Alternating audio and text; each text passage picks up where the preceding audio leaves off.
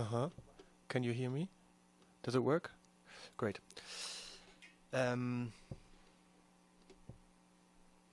Good afternoon. I want to welcome everyone to the workshop Freedom in an Era of Crises, Climate Change and Post-Truth. Sejam bem-vindos. Meu nome é Oliver Precht e quero começar expressando minha gratidão também em nome de meus colegas da Alemanha, Katrin Trüste, lá no fundo, e Thomas Khurana, ao Departamento da Filosofia e particularmente ao Vladimir por nos receber hoje. Também gostaria de pedir desculpas pelo uso do inglês como idioma principal deste evento. Não é o ideal, é claro. Mas os assuntos que queremos tratar hoje são essencialmente globais. Portanto, acho que uma troca internacional de ideias, experiências e tradições é indispensável. E espero que a urgência dos problemas abordados hoje justifique, pelo menos até certo ponto, o uso do idioma imperial. Obrigado a todas e todos por ter vindo, por sua hospitalidade e paciência. I will now switch to English to say just a few introductory words. I want to insist, however, that it's possible to ask questions and take part in the discussion in Portuguese too. I'm sure we will find a way to translate and communicate. Organizing this workshop was a collective effort of all the participants, but I somehow gave the first impulse, so let me just quickly tell you about one of the different backstories that led up to this workshop. Together with my colleague Bernardo Bianchi, who unfortunately cannot be here today, I'm leading a research project called Paradoxes of Emancipation, which is in fact a collaboration between the USP and the Centre Marc Bloch, which is a Franco-German research center based in Berlin. And the focus of this project was to understand the recent crisis of democracy in Brazil and beyond, especially of the phenomenon that is commonly referred to as post-truth. In the various workshops, conferences and talks we organized, it became increasingly clear that an understanding of the present situation has to go hand in hand with a critical self-reflection of the different approaches that were present at these occasions. Although the participants came from different fields and different traditions, like philosophy, critical theory, Marxist theory, Spinozism, post-colonial and feminist theory, different strains of sociology, of anthropology, and so on, it seemed like all the approaches were struggling in a similar way to grasp the current phenomenon called post-truth. All these approaches were in one way or the other linked to projects of emancipation or liberation, to attempts to enlighten the people, to educate them, and so on. And it became increasingly clear, at least to me, that these modern projects of emancipation were somehow not the solution, but part of the problem. In a slightly provocative way, me and my colleague Bernardo started calling the totality of these modern critical emancipatory projects positivist.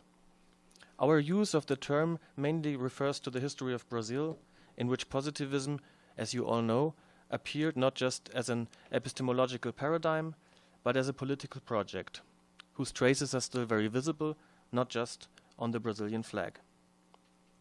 With this particular and very interesting history in mind, we then use the word positivism in a very broad sense, that I will try to briefly explain later in my talk.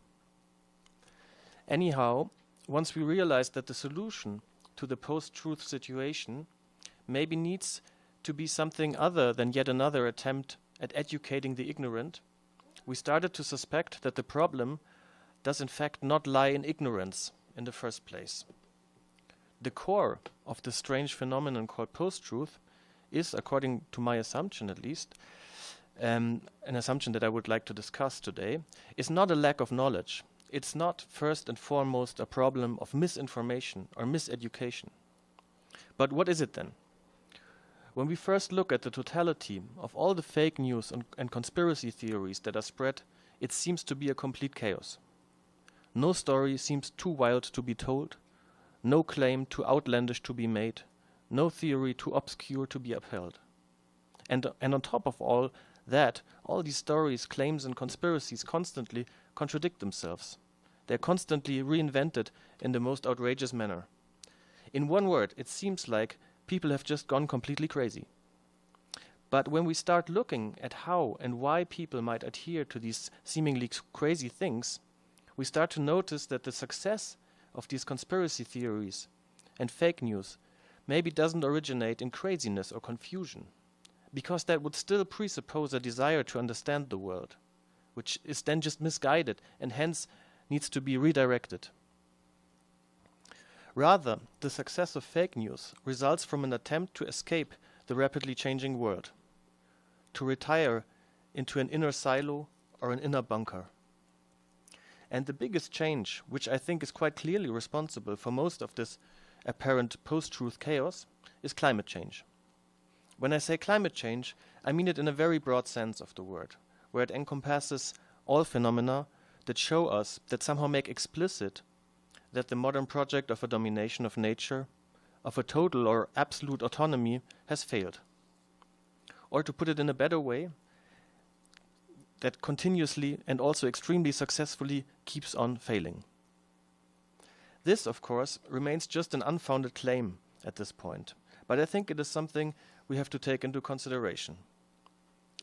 So even though the majority of today's talks deal more with the modern concept of nature and the modern attempt at dominating nature, please bear in mind that they are, at least according to my proposition, talking about post-truth at the same time. It remains, at least from my perspective, one of the most pressing issues of our time, to understand how and why these two crises, that seem very distinct at first sight, are actually intimately entangled, are maybe even the very same thing.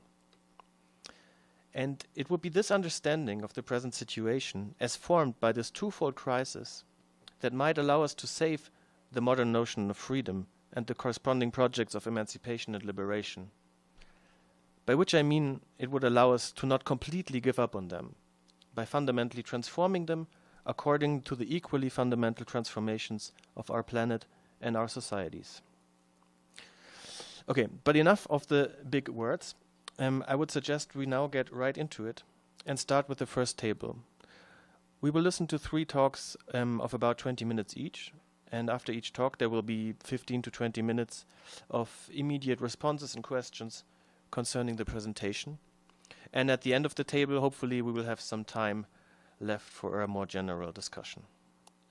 We will start today with a talk by Virginia Costa on the idea of relative autonomy.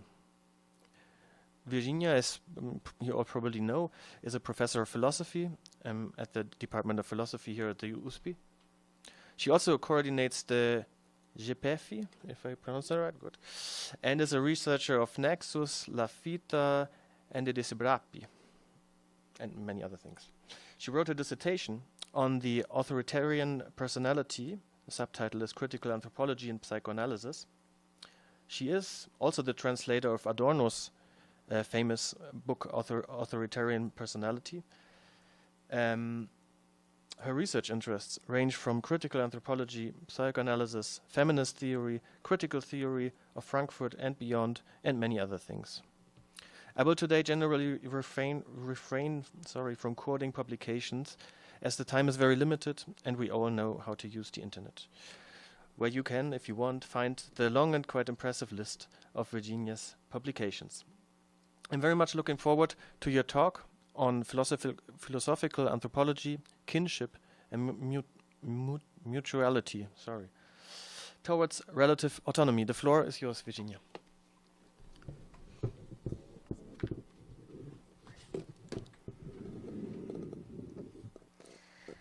Well, good afternoon.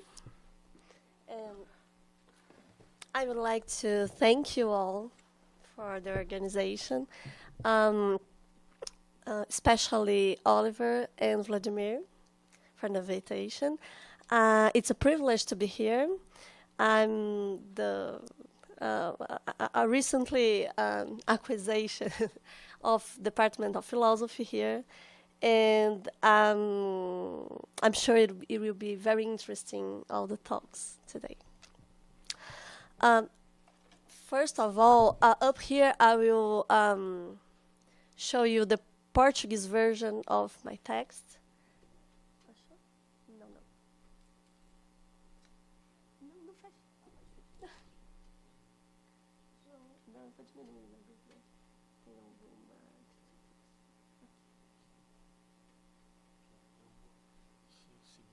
Obrigada.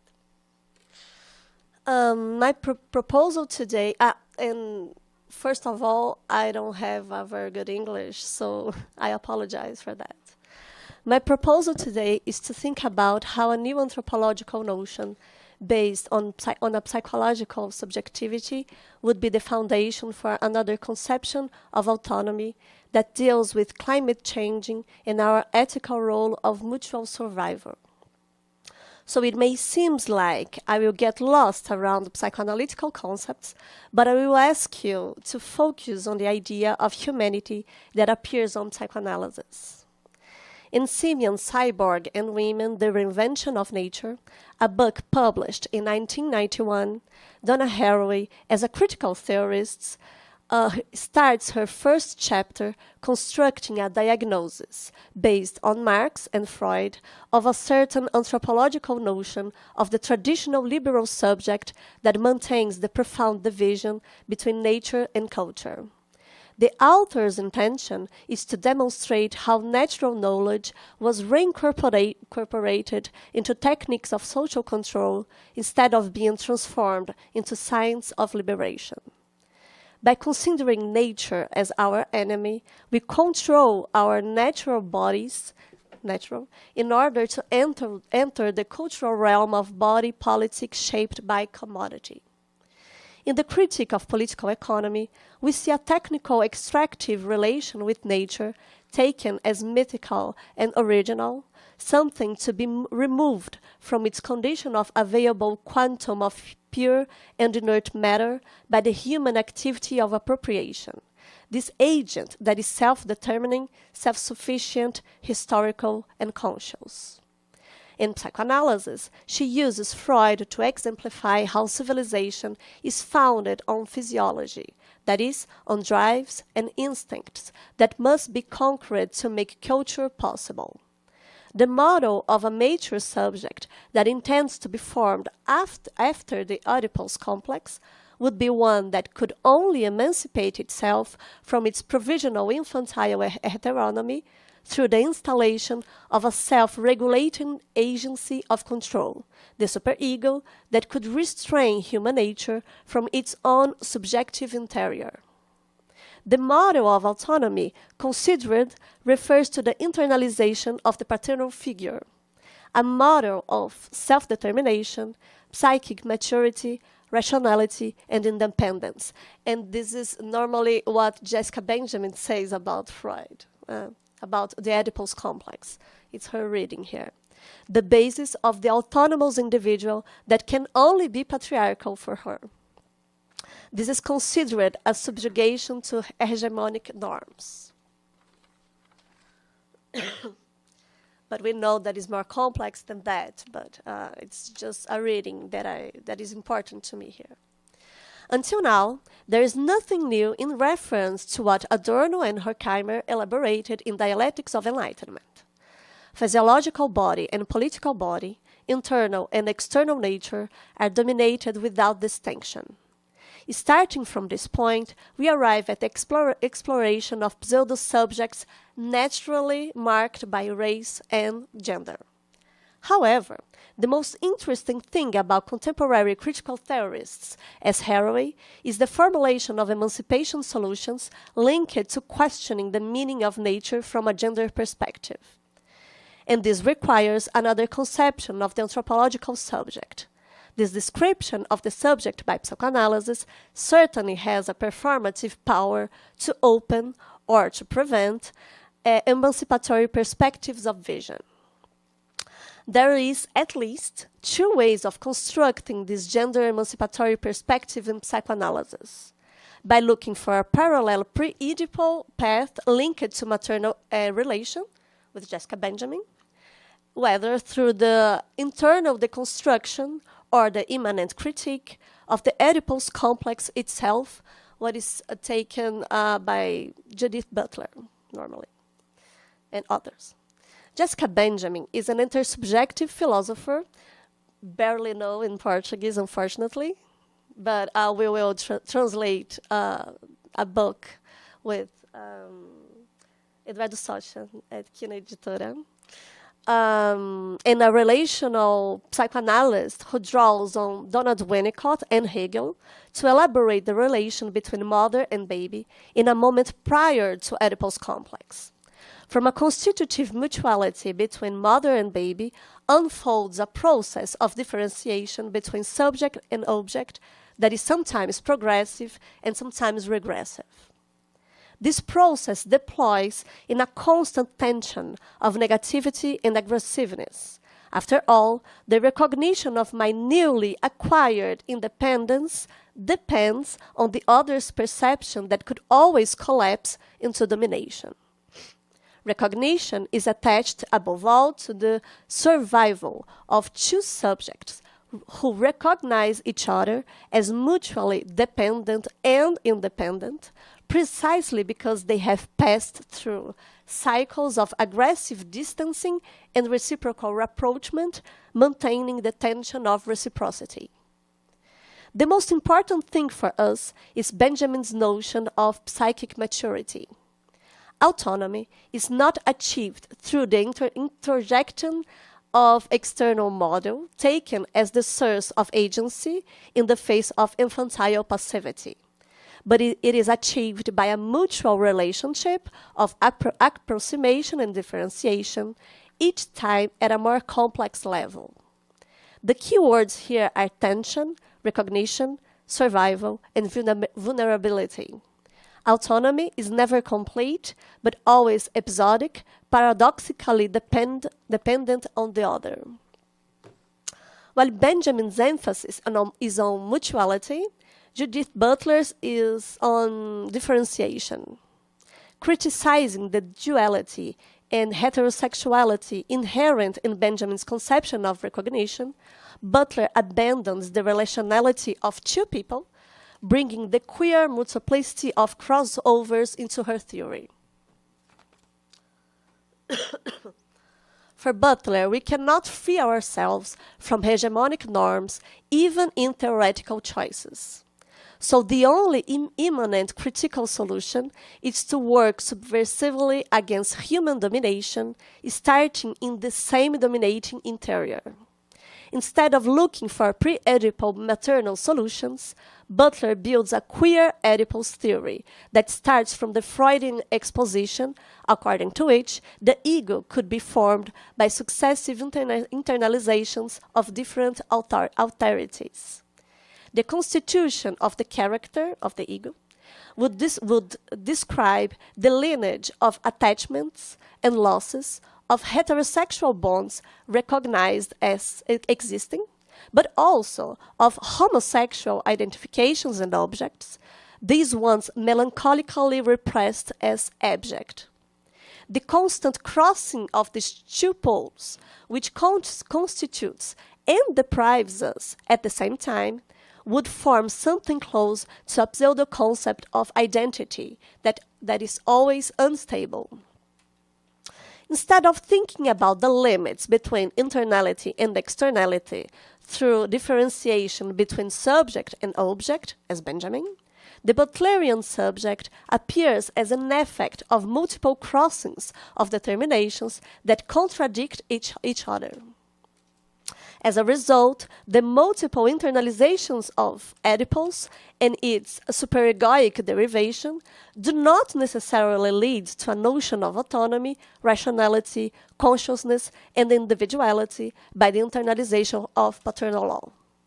Approaching the construction and dialectics, precisely because it is formed under the internalization of multiple norms, experiences, and contradictory models, subjectivity is constituted as instability, incompletedness, interdependence, and precariousness. But this does not mean that the self has no agency. For that, Butler recovers the Hegelian version of Jessica Benjamin. In a text of 2020, entitled why read Hegel now? Butler says that it is after the struggle for recognition that it could be assumed an ethical interdependence between the conflicting poles. I quote her, "The recognition that violence will not work is what inaugurates the sense of an ethical imperative to find a way of keeping oneself and the other alive, regardless of the conflict between us." Butler employs Benjamin's pre-Oedipal anthropology to refute the social ontology of liberal individualism as the presumptive basis for claiming rights by minorities, since there is no way for a living being to be completely individualize itself from the others. Thus, the awareness of bodily interdependence becomes a reciprocal ethical obligation. And here I quote Carla Rodrigues. "It is about recovering a dimension of humanity that is not based on common attributes, which will always be exclusive, but is based on this characteristic. We'll all die."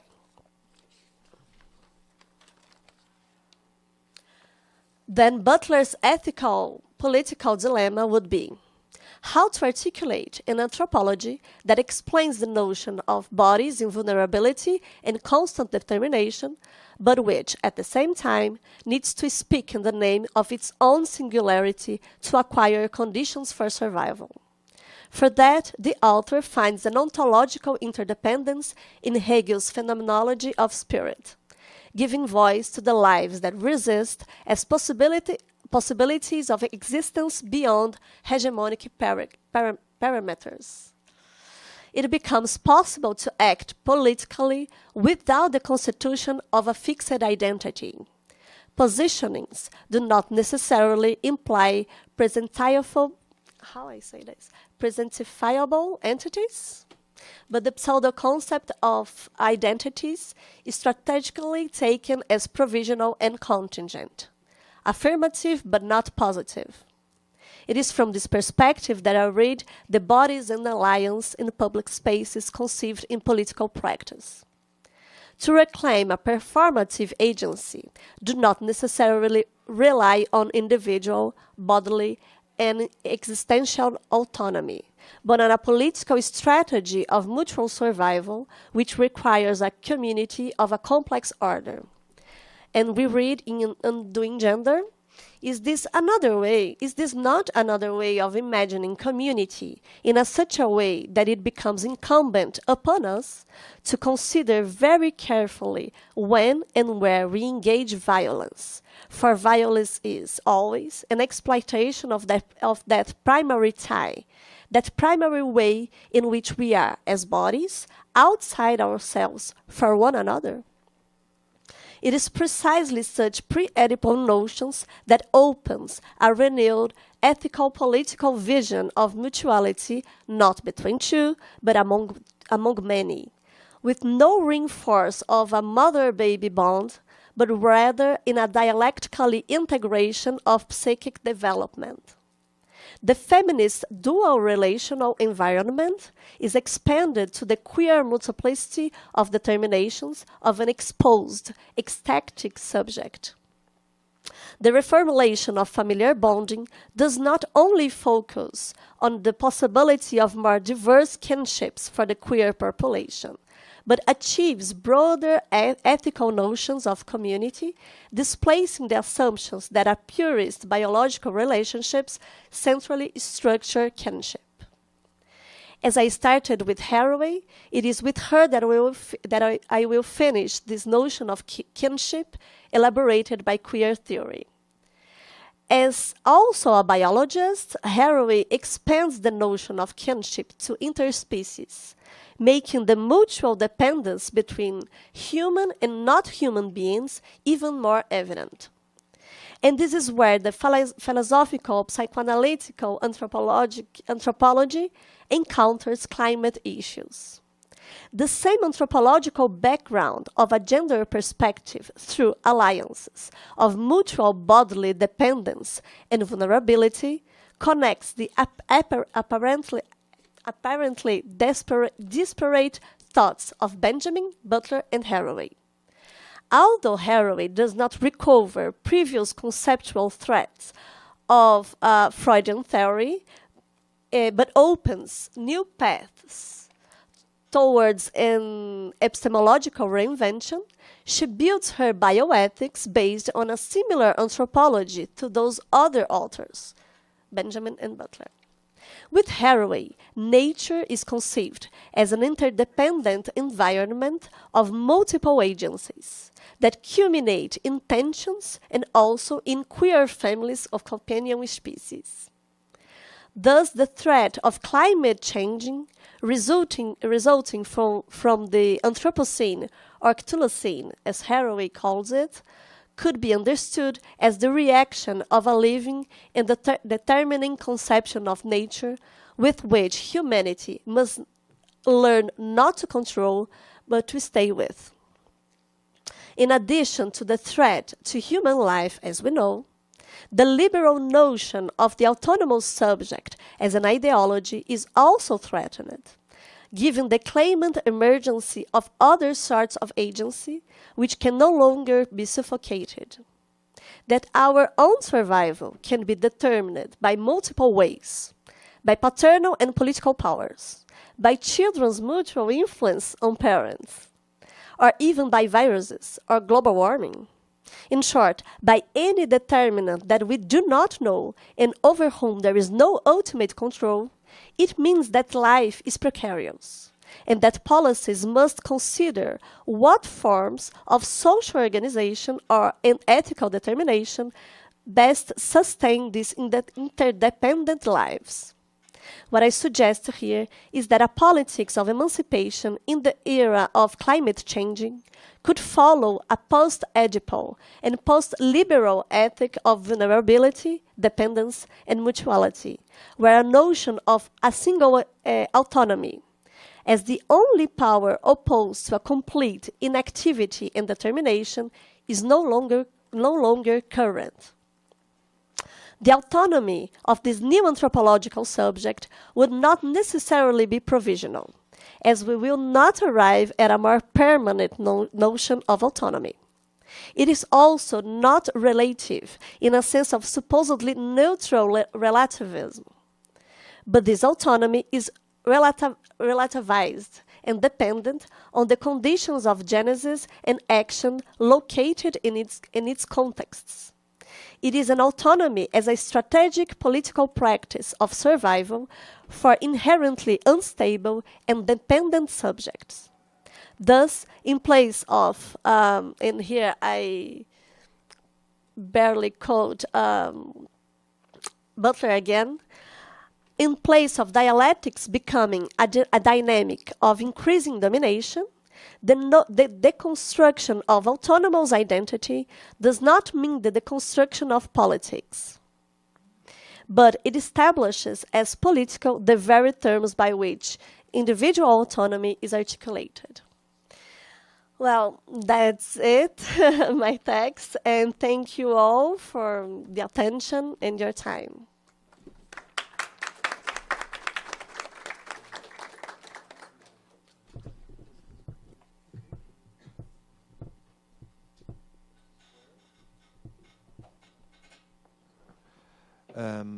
Thank you so much for this very rich and inspiring talk. We have about 15 minutes for questions and immediate responses to the talk. And like I said, if you feel more comfortable asking a question in Portuguese, I'm sure we will find a way to translate it.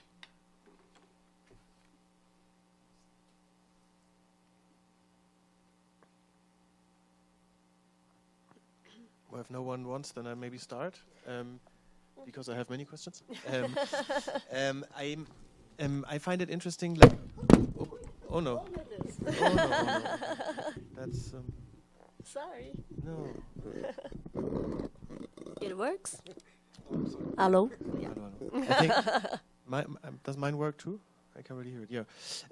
Well, so I find it very interesting to think about the notion of violence that you were talking about, because I think as soon as you connect, as soon as you have a radical notion of the body, and as soon as you think that our entire existence is basically entanglement. So because Judith Butler, in the Census of the Subject, for example, she explains quite clearly that she takes this notion, her notion of body from Merleau-Ponty, and she then says that well, when you look at Merleau-Ponty, like the main body is just another word for entanglement with the world. Like that's a very complex problem in itself. But as soon as you assume this kind of notion of a body, and you start thinking about violence, the only way you can think about it is in a, you would first say maybe not non-ethical way, because violence is, you encounter violence on so many levels that escape our control, and that what we normally consider as ethics is just like, so to speak, the peak of the iceberg. And I was just wondering, because you made a case for like an ethical political project, is that even compatible with this kind of radical notion of corporeality, of a body? That would be my first question. Maybe then later I have more, but also, yeah. I don't know if you have another question. Yes, but if you want to answer, then we can. Yes, you can answer, and then we wait for the next question. Actually, thank you for the question, because it's very interesting. Her text about Irigaray and Merleau-Ponty is brilliant, actually. We will translate this also here in Portuguese. I translated it to German. Funny, yeah. But in her, the ethical point of view that I was trying to elucidate here, it comes after the struggle for recognition, not before, and is based that part is a Hegelian read of Jessica Benjamin. Jessica Benjamin reading Hegel, actually, and the problem is it depends with whom. I think that it depends with whom Butler is arguing. She uses a different group of concepts and notions from different philosophers and psychoanalysts and etc. Because when she uses, and actually it's a debate that is taken by 20 years almost between Jessica Benjamin and Butler, and they change a lot of perspective. And when when she get the notions of aggression, it's not exactly violence, it's aggression, because the mutual relation between mother and baby, it's aggressive per se, precisely because the dialectical movement of separation, distancing and rapprochement between mother and baby, the formation of object and subject, is give especially to the baby different cycles of formulations of autonomy. That each time a more notion of complex autonomy, and when the baby acquire something like at this level, the baby is very defensive in relation to this. So this is a notion of Winnicott aggressiveness in relation baby and mother, and there is no recognition and no ethical there. That's why this is the part when Butler criticized Benjamin, because for Benjamin, this part of communicating is very Habermasian, I don't know in English. It's from Habermas. And it's not a very established notion of recognition for Butler. The recognition it becomes after. That's why I quote her text of Why Read Hegel Now, the recent text, because she accepts the process, but changes the final. She puts the ethical recognition only at the final, after the struggle, at the higher level of recognition. It makes you. Yeah. Okay. Makes a lot of sense. Do we have questions from the audience? Okay, then maybe you go first, Thomas, and then maybe we take the two questions and then you try to answer both of them, because we do not have a lot of time. Oh, I'm sorry. So we do it. Yeah. All right. Yeah. Thank you so much. That was very interesting. I think it's related to Oliver's question. So I'm just wondering what you think on in the resulting picture that you were drawing. Does it make sense to still speak of autonomy or not? So you had that quote from Butler, which says that it's a deconstruction of autonomy. Now that you can take two ways. Deconstruction is a complication of the very notion of autonomy. So it's still the aspiration is we want to be autonomous. We have a different understanding of it, or we really need to move past this idea. And I'm just wondering or curious to hear your thoughts on that. So where you are leaning. I mean, maybe it's also a question of strategy, but maybe there's also a substantive question.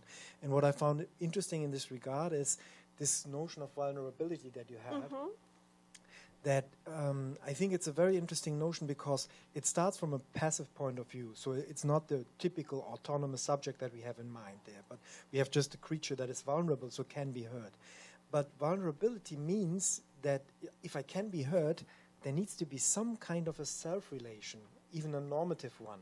For someone to hurt me, there's some way in which there's some mode of integrity that I could have. So to be vulnerable is to be in a passive relation to myself, but one in which I somehow determine myself or uphold my own standards. So just a thought. So that would be a passive mode of autonomy. But so I'm curious, is that the way you want to go? Also, is so a relative conception of autonomy where we want to keep that notion of autonomy in place, but understand it radically differently, or do we need to move past it? So and I understood Oliver to pushing in that other direction. So entanglement, we are even beyond the realm of the ethical in some sense of form. Yeah? Thank you. Okay, no, my question is more or less on the same way. No? Okay. Actually, because if I understood well, you made this distinction between Benjamin and Butler, insisting that, well, Benjamin has this notion of primary intersubjectivity that founds a way of a natural mutuality that is able to furnish to us a kind of horizon for process of more consistent process of recognition. And Butler has this let's say, the self-ratification idea of self. No? The self that, upon its experience of vulnerability, it's able to create other type of recognition that's an unstable one that is, but in a certain way, it's always, let's say, it's always a way to construct a kind of social autonomy, possible social autonomy. My question is, but what do you think, you don't think that maybe we could also add, let's say, a third possibility, a more Freudian one, let's say, a more Freudian one in the way that, okay, maybe we should accept that every socialization is alienation. No? Then if every socialization is an alienation, it's not possible for the self to make process of self-ratification anymore. Then if there is something that is emancipatory on this process, it's not, let's say, a more, let's say, a more intersubjective structure of the self, but it's the possibility to get in contact with something that was expelled from the process of socialization itself. Then my real question is, you really think that we need a polity of autonomy, or it will not be the case to also criticize the notion of autonomy? And every presupposes that has like self-legislation, self-government as the real possibility for emancipation upon the notion, this Freudian notion.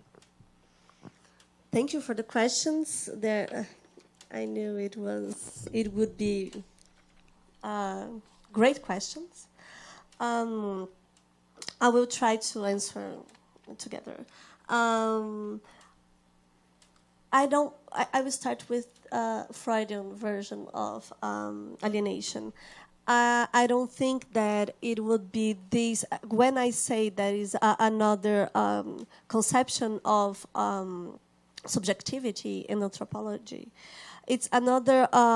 It's not only the subject, but it's the exposed, very exposed subject. And when we persist with the notion of alienation. It depends the notion of alienation, because we could think together with alienation something with hierarchy. It could be or it could be not together with this notion, and it depends the historical notion of alienation that you take.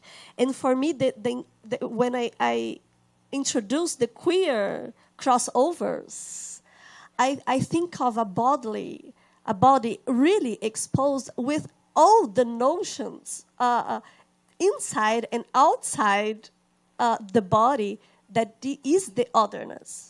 The notion of Donna Haraway that ends with the purest notion of body. Inside of your body, there's a lot of others. And the you is missing. Internally missing. It's another way. And I don't know if we can keep the notion, the Freudian notions, to think with her. And that's why there's a lot of pseudo-concepts in here. And when I read the political notions of Butler, I read Derrida. So the deconstruction, it's not only deconstruction, it's also reconstruction of something without the origin, without the weight of a total concept and a pseudo concept that is important to keep for practice political notions of autonomy, of identity. It's done in the same way that we can keep is as unstable per se, because the construction it's always unstable, and we have to lead with all these concepts, quoting them as pseudo concepts, with body autonomy and all of this. But it's of course a work in progress. But thank you all for the question.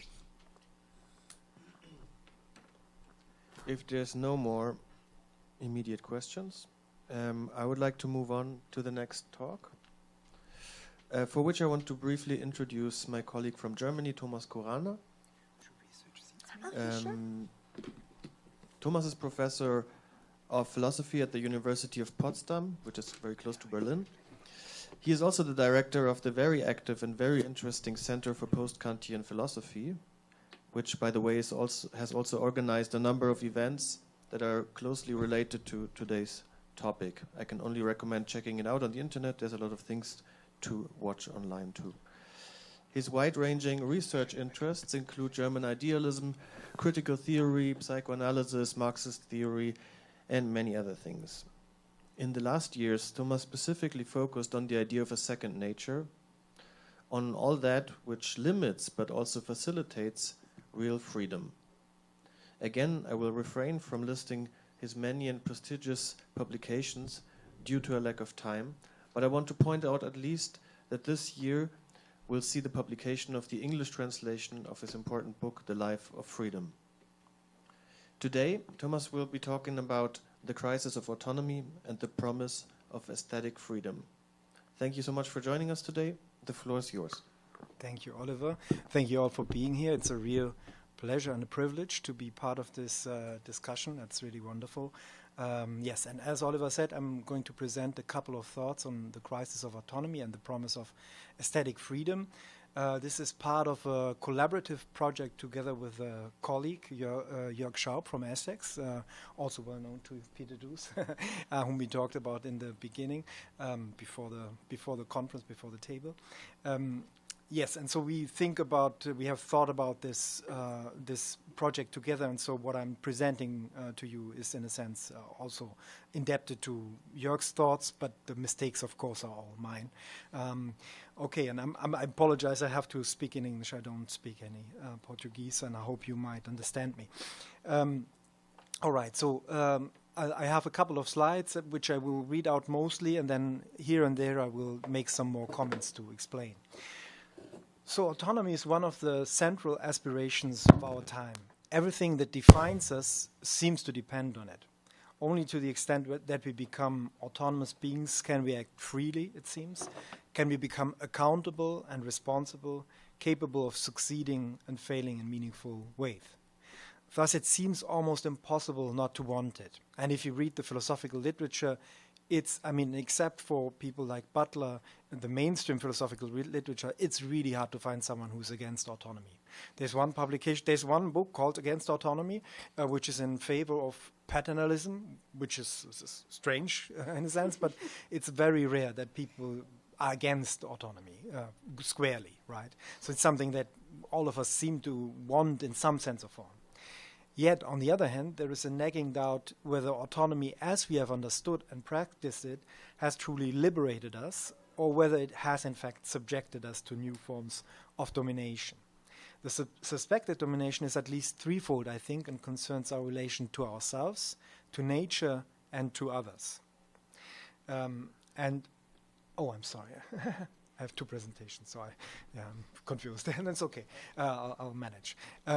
Okay, so these three relations, relation to myself, to nature, and to others. And I think corresponding to this, there are three types of critique of autonomy that we find in the contemporary discussion.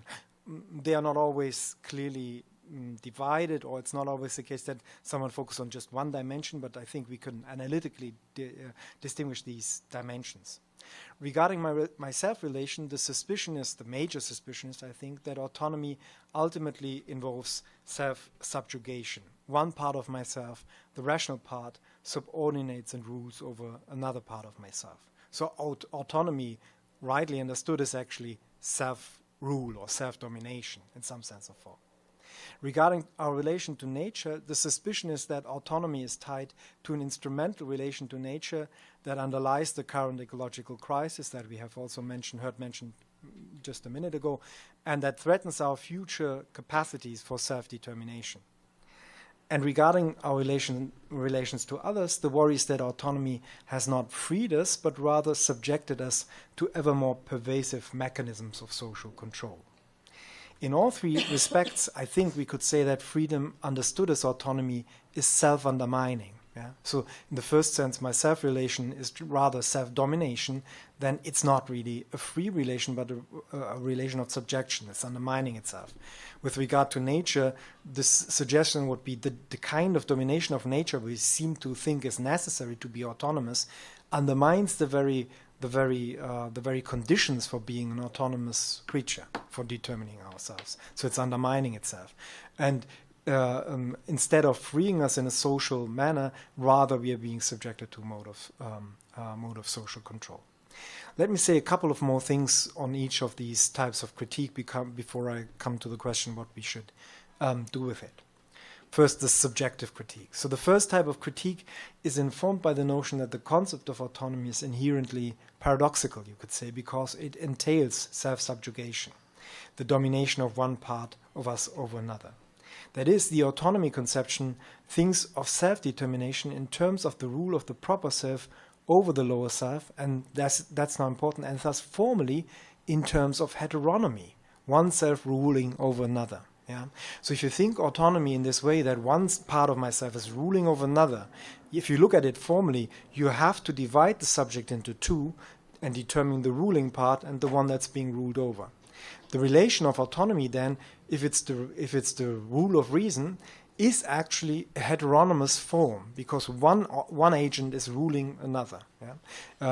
And so if you look at this in these formal terms, then that's the structure. And interestingly, when Kant considers the problem of how I can bind myself, that's his solution. So how is self-obligation possible? Well, we have to distinguish two selves. One self obligating the other. Otherwise, it would be a paradoxical notion. So that's the way he opts. But that then means, well, is that truly autonomy? If one thing is the one ruling over the other and we distinguish them in these ways, it seems like a heteronymous structure. And that's a very old insight, I think. So right when the Kantian notion of autonomy is developed, we find a critique of this very problem. And here's just one quotation from Hegel's Spirit of Christianity. Between someone obedient to an external authority, and I quote him, and a man who listens to his own command of duty, the difference is not that the former make themselves slaves while the latter is free, but that the former have their lord outside themselves, while the latter carries his lord in himself, yet at the same time is his own slave. So what Hegel points out here is, if you think about autonomy in terms of self-mastery, you have to look at the flip side. If you are a master over yourself, that also means you're always already the slave to yourself. So you can't have one without the other. Yeah? And relatedly, we have this thought here in Schiller, who writes, because the moral that's a nice translation. Because the moral softy would like to give the law of reason a laxity that makes it the plaything of his convenience, must a rigidity be attached to it that only transforms the most powerful expression of moral freedom into a more praiseworthy kind of servitude? Yeah, so suggesting that the way in which Kant explains his notion of autonomy, he turns it into a more praiseworthy kind of servitude.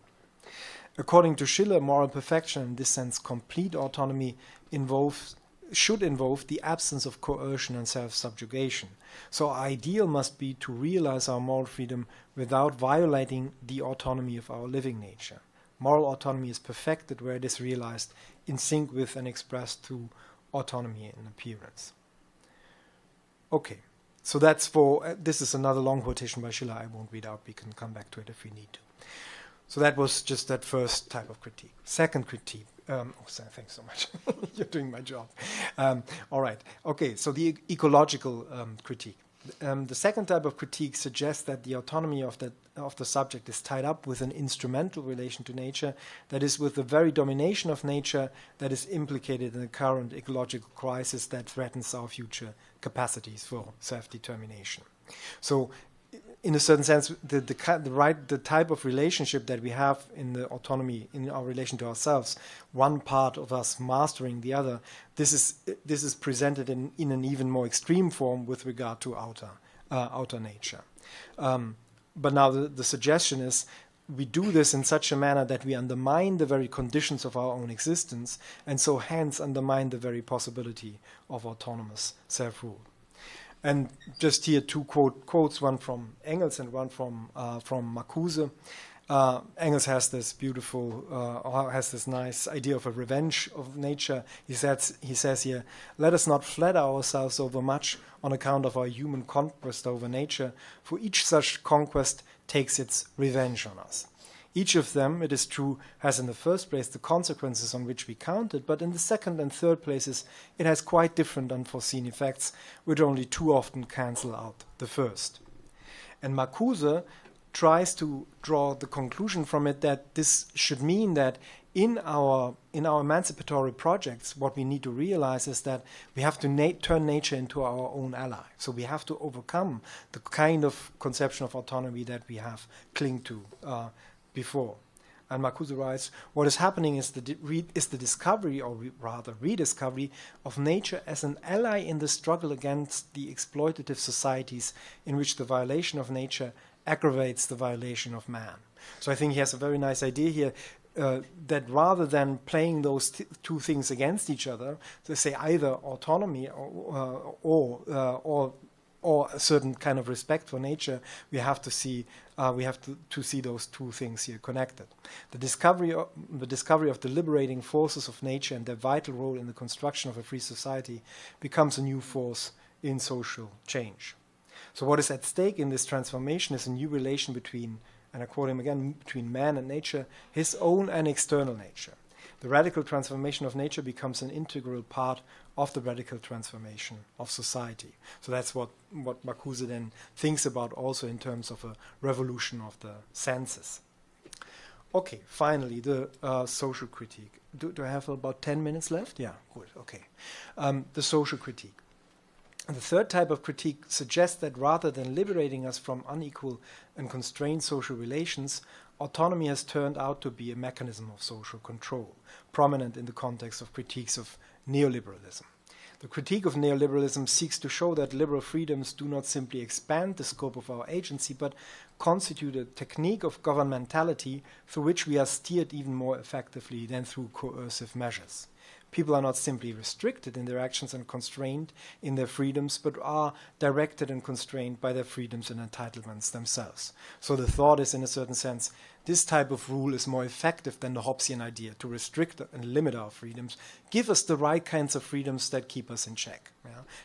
Give us these types of freedoms. And that would mean, and if we think we are autonomous, or if we act as autonomous beings there, then we ourselves put our energy and our motivations behind these things and act the kinds of norms that in the larger scheme, however, keep us within bounds and keep us, in a certain sense, subjugated to a certain kind of structure. I don't think I need to read out this. You're all familiar with Althusser and ideology and ideological state apparatuses, and this opens up a whole line of thinking then also in Butler and in Foucault, where the main idea is just expressed in this ambiguity of the notion of the subject, which Althusser expresses nicely. He says, in the ordinary use of the term subject, in fact, means a free subjectivity, a center of initiatives, author often responsible for its actions, and a subjected being who submits to a higher authority and is therefore stripped of all freedom, except that of freely accepting his submission. And what's so interesting about the Althusserian and then also the following conception in Foucault and Butler is they really take the first thing here seriously. It's a freed kind of subjectivity. And so the whole idea of interpellation does not suggest that we are an automaton or that there is no kind of agency here. But the whole thing is so enticing and so effective because it does give us agency. And so that's why it's also so tricky to shake this kind of this kind of conception. Yeah? All right. Just to mention, so I told you there are three kinds of critique, but I want to mention a fourth kind of critique that somehow draws various elements of these three relations together, my relation to myself, the relation to nature, and the relation to others, and you could call it a post-colonial type of critique. This fourth type of critique makes the suggestion or problematizes the fact that the freedoms that we claim remain attached to the constellation of radical inequality from which they emerged. Colonial rule lives on in our forms of freedom in a disguised way. And so what I want to suggest is that I said that in these three kinds of critique, there's a certain idea of mastery being implied, so that autonomy is mastery. And the idea that the post-colonial critique formulates is exactly, there's a certain notion of mastery here that we haven't yet overcome. So there's a quote here by Saidiya Hartman, who tries to show this kind of entanglement of freedom and subjugation, and the ways in which the kind of freedom that we have is still haunted by the aftermath or the afterlife of slavery or of colonial rule. Okay, now I just described various types of critique. Now I want to say, but that has to be super epigrammatic and very brief, but I want to point out or suggest that there is a common root here to these types of critique, namely this notion of mastery that is part of the idea of autonomy. And so that the suggestion I want to make is that what all these critiques show is that we have understood autonomy in a certain way that is problematic. Namely, we have understood autonomy as the rule of what is free over what is not free. This can happen in my self-relation. So the free part of myself, reason, is ruling over the unfree part of myself, sensibility, nature, my living existence, my body. It can happen with regard to nature. I, the free being, am ruling over all of nature because nature is just a realm of living beings and things that don't have proper freedom. And even in the social relation, we could say that there is a certain way in which structurally there is the rule of the free over the unfree, and that comes back to haunt us. So it's kind of structurally implied in this structure that there are different degrees of freedom, and that the free need to bring the unfree into freedom or rule over them. And the suggestion is that this conception of autonomy, that we have to understand autonomy of the rule as the rule of the free over the unfree, that this is a non-inclusive model of freedom which necessarily requires and thus reproduces the unfree as its counterpart. And so the three modes of this critique, we could say, all articulate that freedom understood as autonomy in this way, as the rule of what is free over what is unfree, is self-undermining. Now I come very, very briefly to the second part in my title, the promise of aesthetic freedom. If we, so one before, I guess if it's there. This one, yes. So if we take this diagnosis seriously, it will not be a surprising conclusion to suggest that we have to give up on the idea of freedom as autonomy or self-determination completely, what I just also alluded to in my question to Virginia before. However, I want to explore a different suggestion, the notion that the philosophical tradition contains the resources for a different notion of self-determination, if not autonomy, maybe self-determination, or in the German it would be Selbstbestimmung, designed to avoid the very relapse into modes of self-domination inherent in autonomy. My suggestion is that we can find some resources in an unexpected place, namely in philosophical aesthetics. Aesthetics is not merely an account, mostly we think of it like that, of a special subset of human practices revolving around the experience of beauty on the one hand, or the production of beautiful art on the other hand. Yeah? So we think aesthetics is about these types of special experiences of beauty or of producing art. But I think that philosophical aesthetics, as it emerged, was originally an alternative conception of the human subject. So I think that at its core, it offers an alternative account of what it means to be a subject that is in a free relation to itself, to nature, and to others. And if you look at Kant's third critique, for example, this is very clear that it's the third critique that Kant writes, and he thinks he needs to do aesthetics in order to complete his picture of the subject that he has. And I think that in the description of aesthetic practices, he describes a subject that is in a different relation to itself, a different relation to nature, and a different relation to others. The different self-relation is the kind of joy, comes out in the kind of joy that we experience in aesthetic pleasure. The other kind of relation to nature comes out in the way in which we come to appreciate nature in experiences of natural beauty that don't fit at all with how the first critique described nature, where nature was our opposite, the object of our cognitions and our interventions. And finally, it also entails a different kind of relation to others, which comes out in the way in which Kant describes our relation to the aesthetic judgments of others. In an aesthetic judgment, I can't force you to agree with me. I don't have a concept to base my judgment on. I have to invite you to step into my shoes and see it through my eyes, and I have to convince you. But I lay claim to this being our shared experience. Yeah? Okay. And so, yes, Kant's third critique would be one instance, Schiller's letters on aesthetic education, and Schelling's system of transcendental idealism. 3 examples. And now, in terms of the...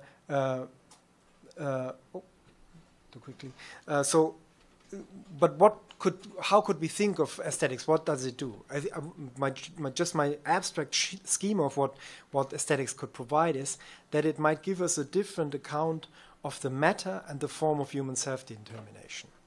With regard to the matter, it suggests that we need a conception of freedom that expands the range of relevant capacities with an active role for our freedom. So in the Kantian original model, the active agency in autonomy is reason. Yeah? Sensibility, our living nature, is just the object of our rational determinations. Whereas aesthetic judgment suggests that no, our sensibility needs to have an active part in our freedom as well.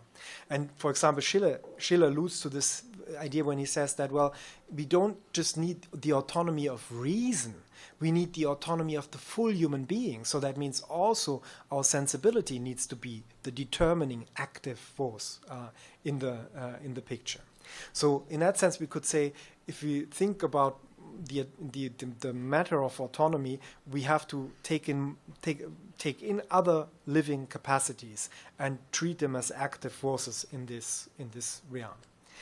And regarding the form of self-determination, I think that it's problematic to frame a self-determining relation between our capacities in terms of the rule of reason over sensibility, or just formally speaking, in terms of a heteronomy, one part ruling over another.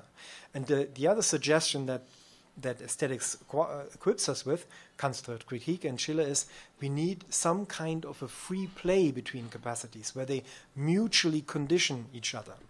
So, and that would also then mean that rationality, understood in a more broader way, is not the rule of one part, the rational part, over another. Rationality is the name for a different way of interaction between our capacities. We become rational once we engage in such a free mutual play. That's rationality. If we find a way to bring in our sensibility into an active role with our other capacities. Okay, so I should be quicker here.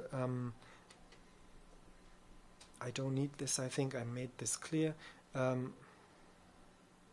Yes, so I think this is too much material that I can't really go into. Let me close with one final thought. Now, any attempt. Maybe I have given you enough to at least think. Well, something could be there in aesthetics. But let's think about it, right? Okay. But there's one obstacle or one fundamental challenge that we then also need to confront, namely the diagnosis that our contemporary societies are so thoroughly aestheticized that any aesthetic critique of autonomy has lost its critical bite. So think of Boltanski and Schiapello's idea that there's a new spirit of capitalism, that the way our capitalism works, it's all based on self-actualization, and aesthetic models have pervaded it already. So according to this critique of aestheticization, the crisis of contemporary autonomy already is a crisis of an aesthetic notion of freedom. And I just want to close with this challenge that I find is very important. So if an aesthetic notion of self-determination, to which I have pointed, should carry any promise, we need to delineate a new politics of aesthetic liberation that has to be conceived as an art against aesthetics or critical aesthetic practice countering aestheticization. So we have to sharpen again the notion of aesthetic freedom and show why aestheticization as it happens today is not the kind of aesthetic freedom that I have tried to just indicate. Yeah. So I just close with this kind of open challenge that we are confronted with. Thank you.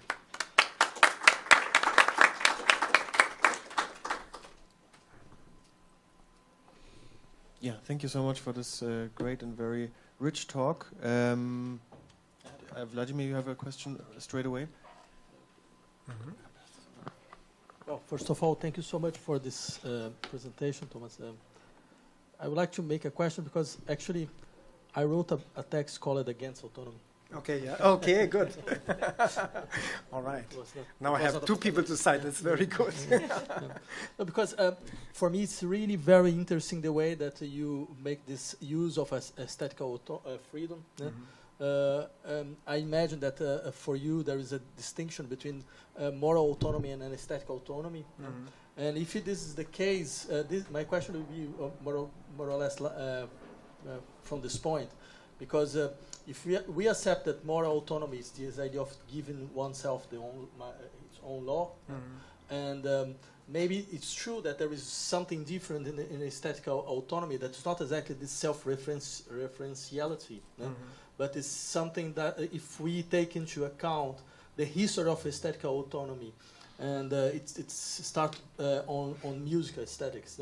And we find this idea of Adorno said something like the shudder of sensibility, something that can be presented to the sensibility that is not exactly based on the common ground. Mm-hmm. If you accepted this too, my question would be: when you use this Kantian notion on the third critique, well, there is this tradition that try to establish there is a experience of freedom that we can derive it from that, I think, for example, Hannah Arendt saying, well, the notion of common sense, it's a basic notion for other type of a possible free communication at all.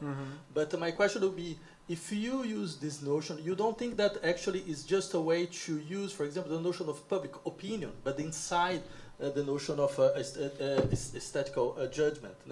And maybe we need something, let's say, more divided on this point, something that is not exactly based on the share of a common sense, but a share of something that is not internal to a common sense. Maybe it's not a question that from the 19th century we will see, for example, this connection between aesthetical experience and madness, for example.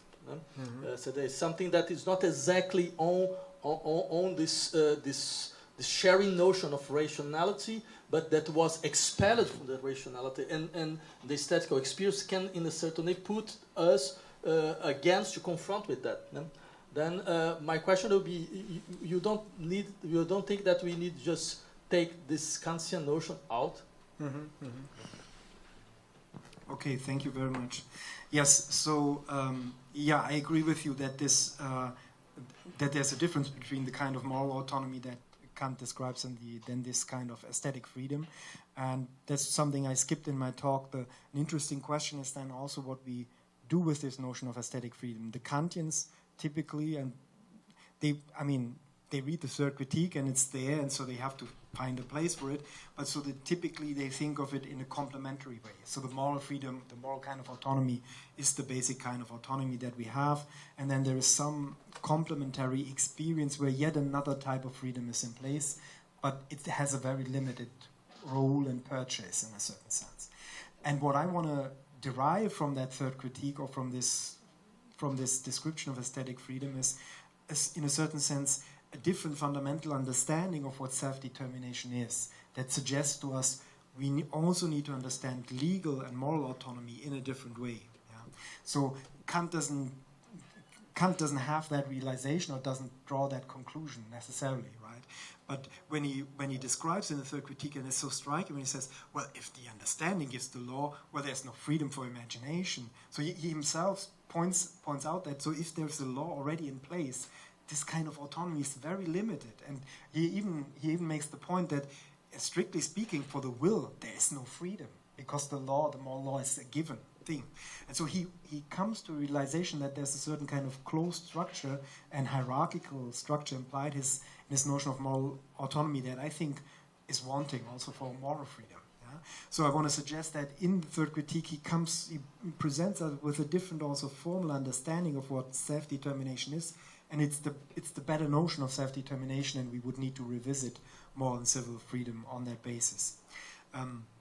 Yeah, so that just in terms of strategy, but I agree that Kant doesn't do it. But that's just taking a resource that Kant gives us to work out something else. And relatedly, I think I have the same kind of stance towards the idea of common sense, or this kind of sociality. I completely agree with you if you understand it in such a manner that there is a basic common sense that we somehow share, some given sensus communis, that we can base our own agreement on. Then it seems like a very limited notion. It even you could say it even withdraws from rational deliberation our agreement. So we then have to rely on some kind of a natural attunement that is not available to our deliberative. So that's why someone like Habermas thinks it's problematic, right? But there's a different way of understanding this idea of sensus communis that points into the way Arendt, so that's how I understand Arendt, where it is a much more open notion and is, so time and again you could think that he introduces it in this way as a given kind of consensus, but time and again he says, no, it's a regulative ideal that we put it there to arise in a certain sense. It's a claim, or it's a claimed community that I here formulate. You could still think maybe it's a problematic notion between its two unified horizon that it gives us. But what interests me in this notion is precisely this kind of openness, where I agree with you that, and we would need to strengthen the dividedness, the political struggle that it opens up. Yeah, But I can see how Kant's notion doesn't give us all of that, but just opens the door a little bit to that.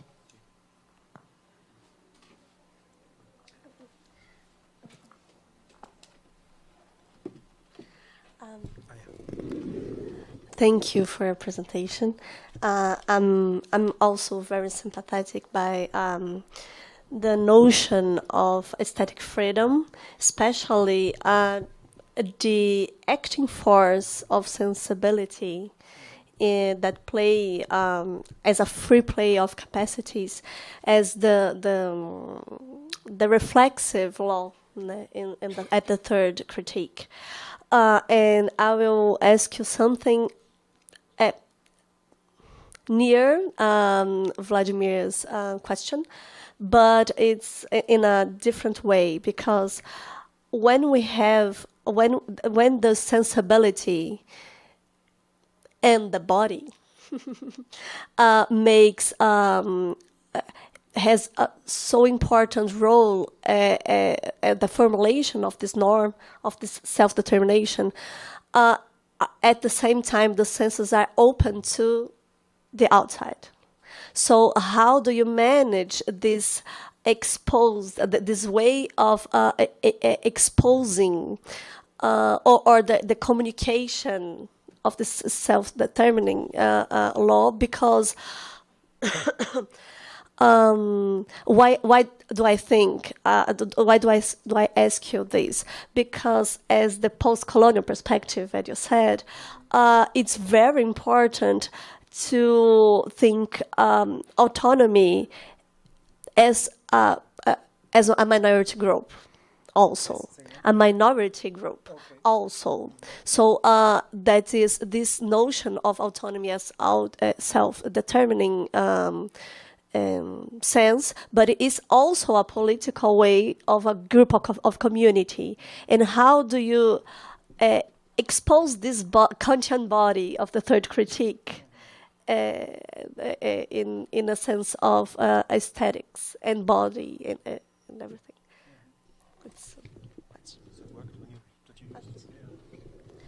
Yeah, thank you so much for this question. I take two questions from it, or I will try to answer two questions. So on the one hand, it's really interesting in the Kantian context that the free play that he thinks about is the free play between the understanding and the imagination. And the imagination is also, let's say, a cognitive faculty and a very active faculty, if you will. So productive imagination is what plays here. So I come up with my own images, and then that plays with the understanding. He's not so much thinking about sensibility and the concrete, sensible experience of the world. So even there, even where he accords this kind of free play, he's very much in the realm of productive, active capacities. But I take it, or what I find interesting in this kind of notion of aesthetic freedom, that it precisely opens us up also to including these sensible, passive, receptive capacities and introduce them as active participants in this realm of freedom. And so I want to say it's that not all of this is already there in Kant, but if we go down that road, I think it's very important, because it introduces a way in which self-determination or freedom cannot be the opposite to being dependent and to being receptive or passive, but rather it's a mode of being passive. It's a mode of being in touch with myself and in touch with my own strivings in the perception of the world and in my dependent relations to others.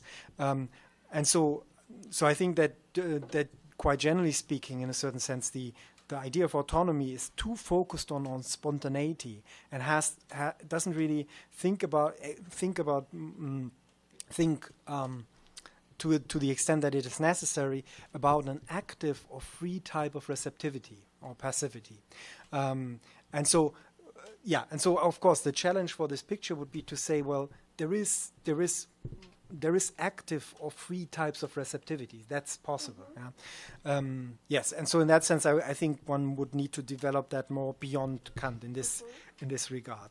And the second question I take from what you said, and that's quite difficult, is that the kind of conception that I hear extracted from Kant, this other type of self-determination, is defined or couched in very universalistic terms in a certain sense.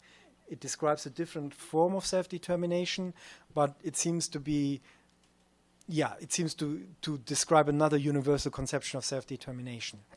And I think I need this kind of other idea, but that does not remove that this notion of autonomy we had, that included mastery and rule, that this introduced inequalities in our political landscape, and that this is a conception of freedom that we live in the aftermath of, such that we also need a critical analysis of the social dividedness, and also need notions, like you said, so certain conceptions of our own autonomy of freedom that are limited to a certain kind of group that was denied that kind of autonomy. So there is a political struggle or process that that might be informed in some sense or form by this other type or form of self-determination, but that cannot do all the work of liberation. Because we also need to include this kind of critical analysis of the way in which the alleged or putative kind of autonomy or freedom that we had actually divided us or subjugated some of us. Subjugated in some sense all of us, but subjugated us in very different ways. Thank you. Any questions from the audience? You do not need to be shy. If not, then I have one more. This one, yeah.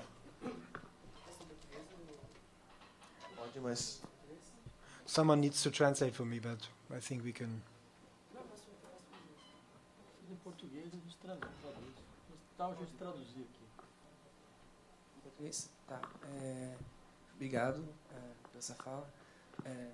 Você falou sobre esses 3 ou 4 críticas da autonomia, da noção de autonomia.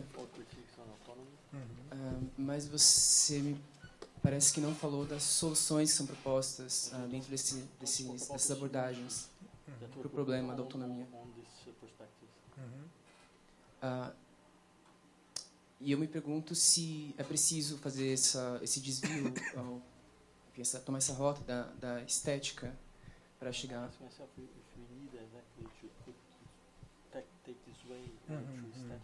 em uma outra noção de autonomia. Porque me parece que, por exemplo, se a gente for pensar em termos éticos, Michel Foucault parece que tenta resolver essa divisão entre quem comanda e quem obedece na relação de autonomia, dentro da relação de autonomia, através da noção de parresia. Ele fala a parresia como uma aliança consigo mesmo, o momento de dizer a verdade, né?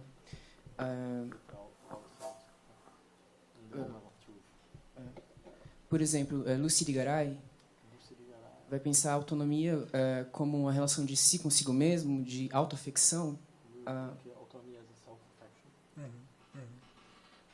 que sempre de algum modo te coloca em não se circunscreve a um sujeito próprio, mas ele está sempre vinculado a um outro. Por exemplo,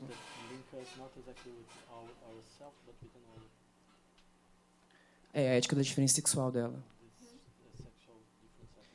Então, a minha pergunta é se já no âmbito da ética não é possível pensar uma outra autonomia a partir desses autores que eu citei, Foucault, Rigaud, Butler, etc., sem recorrer à estética para pensar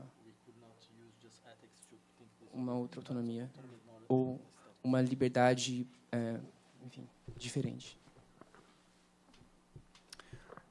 Yes, thank you very much for that question. Can I, because we don't have much time, and I would also like to add one question, then maybe you can try to answer both at the same time. Because I was wondering if by turning to aesthetical freedom, you are not running into quite a lot of complicated problems. Because I think as soon as we stop talking about reason in a Kantian sense, something that is flying around in the nowhere, as soon as we start start talking about things that are like actually situated on this planet, like perception, we, I think, are confronted with very complicated problems, because the question is, when you talk about self-determination in the sense of like an aesthetic self-determination, you have to ask, what is the self in this self-determination? Is it the I? Because you talk about sensibility, but is it the I? But can you separate the I from the other senses? Or is it our entire body? But how can we separate our body from the other bodies around us, our society? How can you separate our society from the planet? And so, okay, there's like a huge question that is like seems very difficult to resolve. And I think even on a theoretical level, it's impossible to resolve. So the only way to resolve it is to sort of like make political limitations. You know, so it's a political decision where you draw the line of the subject of this self-determination. And then I think when you would, if you were to follow these questions, then we would end up at a completely different philosophy that has actually political questions as the very first and most important questions. Yeah, and I would just like, it's a complicated question, I know, but I would like to hear your thoughts on this problem. Mm-hmm. Okay, yeah, both questions are are closely related in terms of asking me why we would need to take this detour, let's say, or this kind of road through aesthetic freedom. So with regard to the first question, with regard to your question, I can totally see that there are many resources, right, in understanding autonomy differently. Foucault, you mentioned Irigaray, are giving us interesting resources to do so. The way I understood it is, I mean, when I first introduced those critiques, what I wanted to suggest is also, let me tell me, why do I find aesthetic freedom interesting? Because it arises right when the idea of autonomy occurs, right? So right when comes up with the idea, it immediately there's this kind of an aesthetic critique of autonomy and the offering a kind of a different kind of notion of aesthetic freedom, and so they are very closely related. And I feel that they are that in a certain sense immediately it gives us a different take on the whole notion. So that's why I find it speculatively very interesting.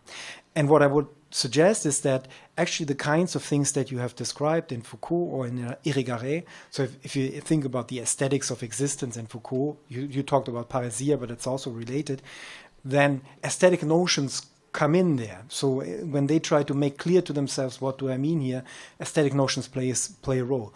Auto-affection, very much a notion that has to do with understanding sensibility and so in that sense I don't think we need to pull those two things apart or pitch them against each other. But I would think, I mean, what I'm interested in aesthetics is not art necessarily, and not necessarily experience of beauty, but a different idea of the human subject. And so once I arrive there, then I think it will become obvious that it's very close to what Foucault has in mind or what Irigaray has in mind. So they then could get into a conversation. And then maybe the answer that Schiller has or that Schelling has is different from them, but they could come into a conversation there, and we could discuss what of those roads is more promising. Of course, I understand the strategic issue here. So why talk about aesthetics now? My goodness, we have real problems, right? And Foucault with his analysis of neoliberalism, and Irigaray with her analysis of gender relations, we are already more closely we are more closer to the actual problems that we have. So I can see that it's a detour. I can see that strategically maybe that's the better thing to do. Maybe. So this is just the way it helps me think, these kinds of resources, to rethink the notion of autonomy. Now with regard to that other question, so I can see the force of this issue. So you're raising not even a strategic question, but suggesting that in a sense I'm getting myself into theoretical problems that I won't be able to resolve in a certain sense, because if I have the conception of autonomy that Kant has, it's clear what the self is. It is the rational self. It is or what Kant calls das eigentliche Selbst, the proper self, not das Liebe Selbst. I don't even know how to translate it. So that I can see that this issue comes up. But I'm not sure whether it's an unsolvable theoretical problem and whether it will always be an arbitrary decision where to draw the line. So what is the self, my eye or this sense or this part of my body?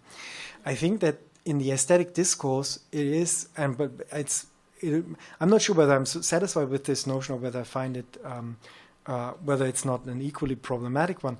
But in the aesthetic discourse, the suggestion is, indeed, we need to talk about another self, namely the human being. So it's a kind of philosophical anthropology. So that's maybe a bullet that's hard for you to bite. Maybe Virginia is more sympathetic to that, and I'm not sure about it. But that's the answer that the aesthetic discourse has. It's the human being. That's the self. Very good, very interesting. Thank you so much. I'm afraid we have to move on to the last talk of this table. It's with great pleasure that I take up the somewhat strange task of introducing someone who absolutely needs no introduction here. Vladimir Safatle is a philosopher and a public intellectual in the best sense of the word, I think. He engages in the here and now without ever getting lost in the battle of mere opinions. He has been writing columns for the biggest newspapers of Brazil, including also for the Hospitality. The floor is yours. Okay. Well, thank you so much, and thank you so much for that for organizing this conference that I really appreciate. Well, I will try to make my exposition. I just apologize because I understood that we would have something like 40 minutes. Then I was trying to cut on the middle.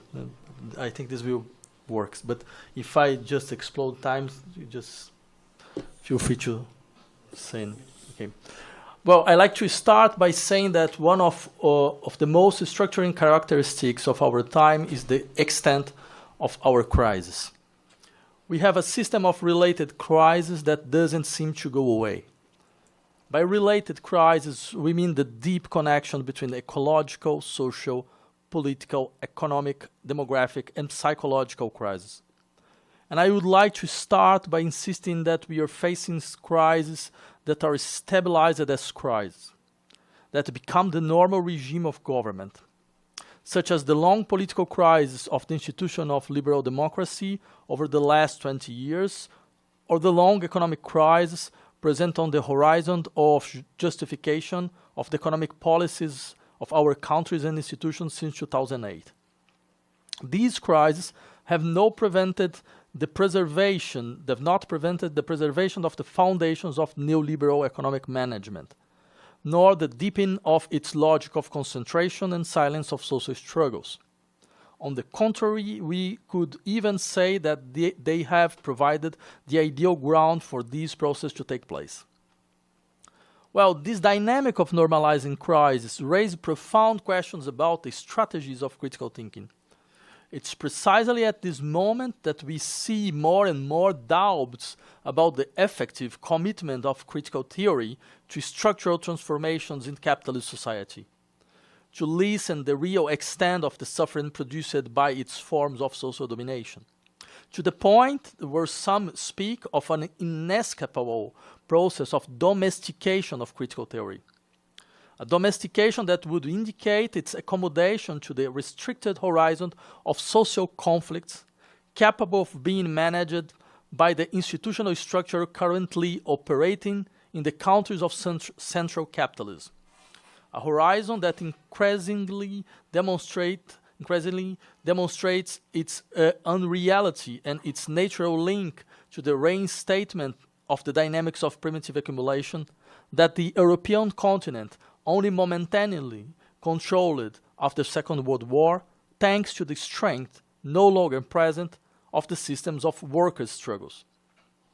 And I like to start from this point to insist that part of the paralysis that afflict us comes from the inability to understand that the system of related crises has at its foundation a deeper crisis, namely an epistemic one.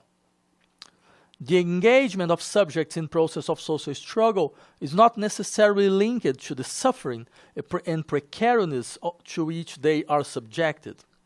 Subjects and populations can endure an extremely high degree of suffering if they are unable to see themselves as potential agents of change.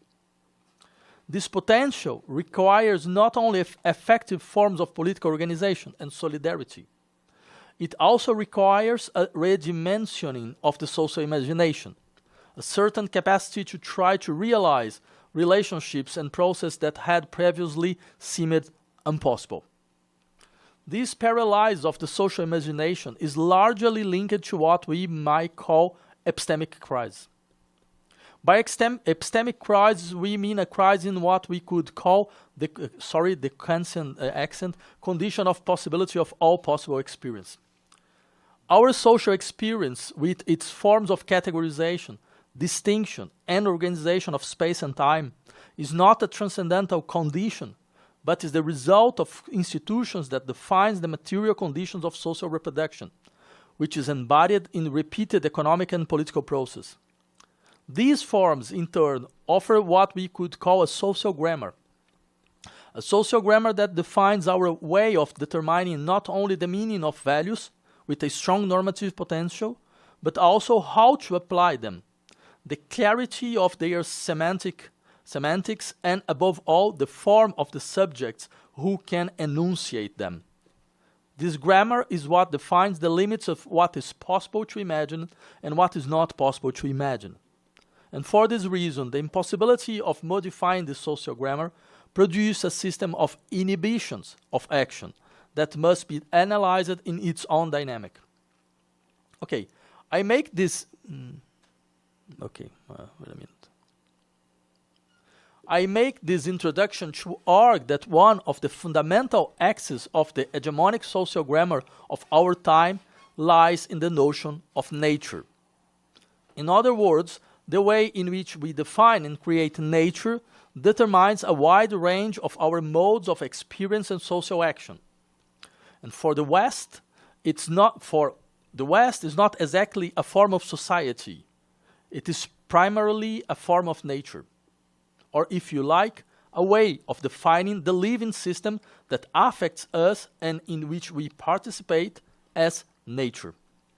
It is by inventing something like nature, with its internal tensions and categories, that we have created our Western societies.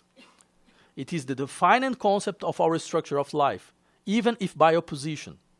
Where nature defines the rhythm of movements, for us there can be no history. Where nature defines behavior, there can be no self-determination. Where nature defines cycles, there can be no freedom.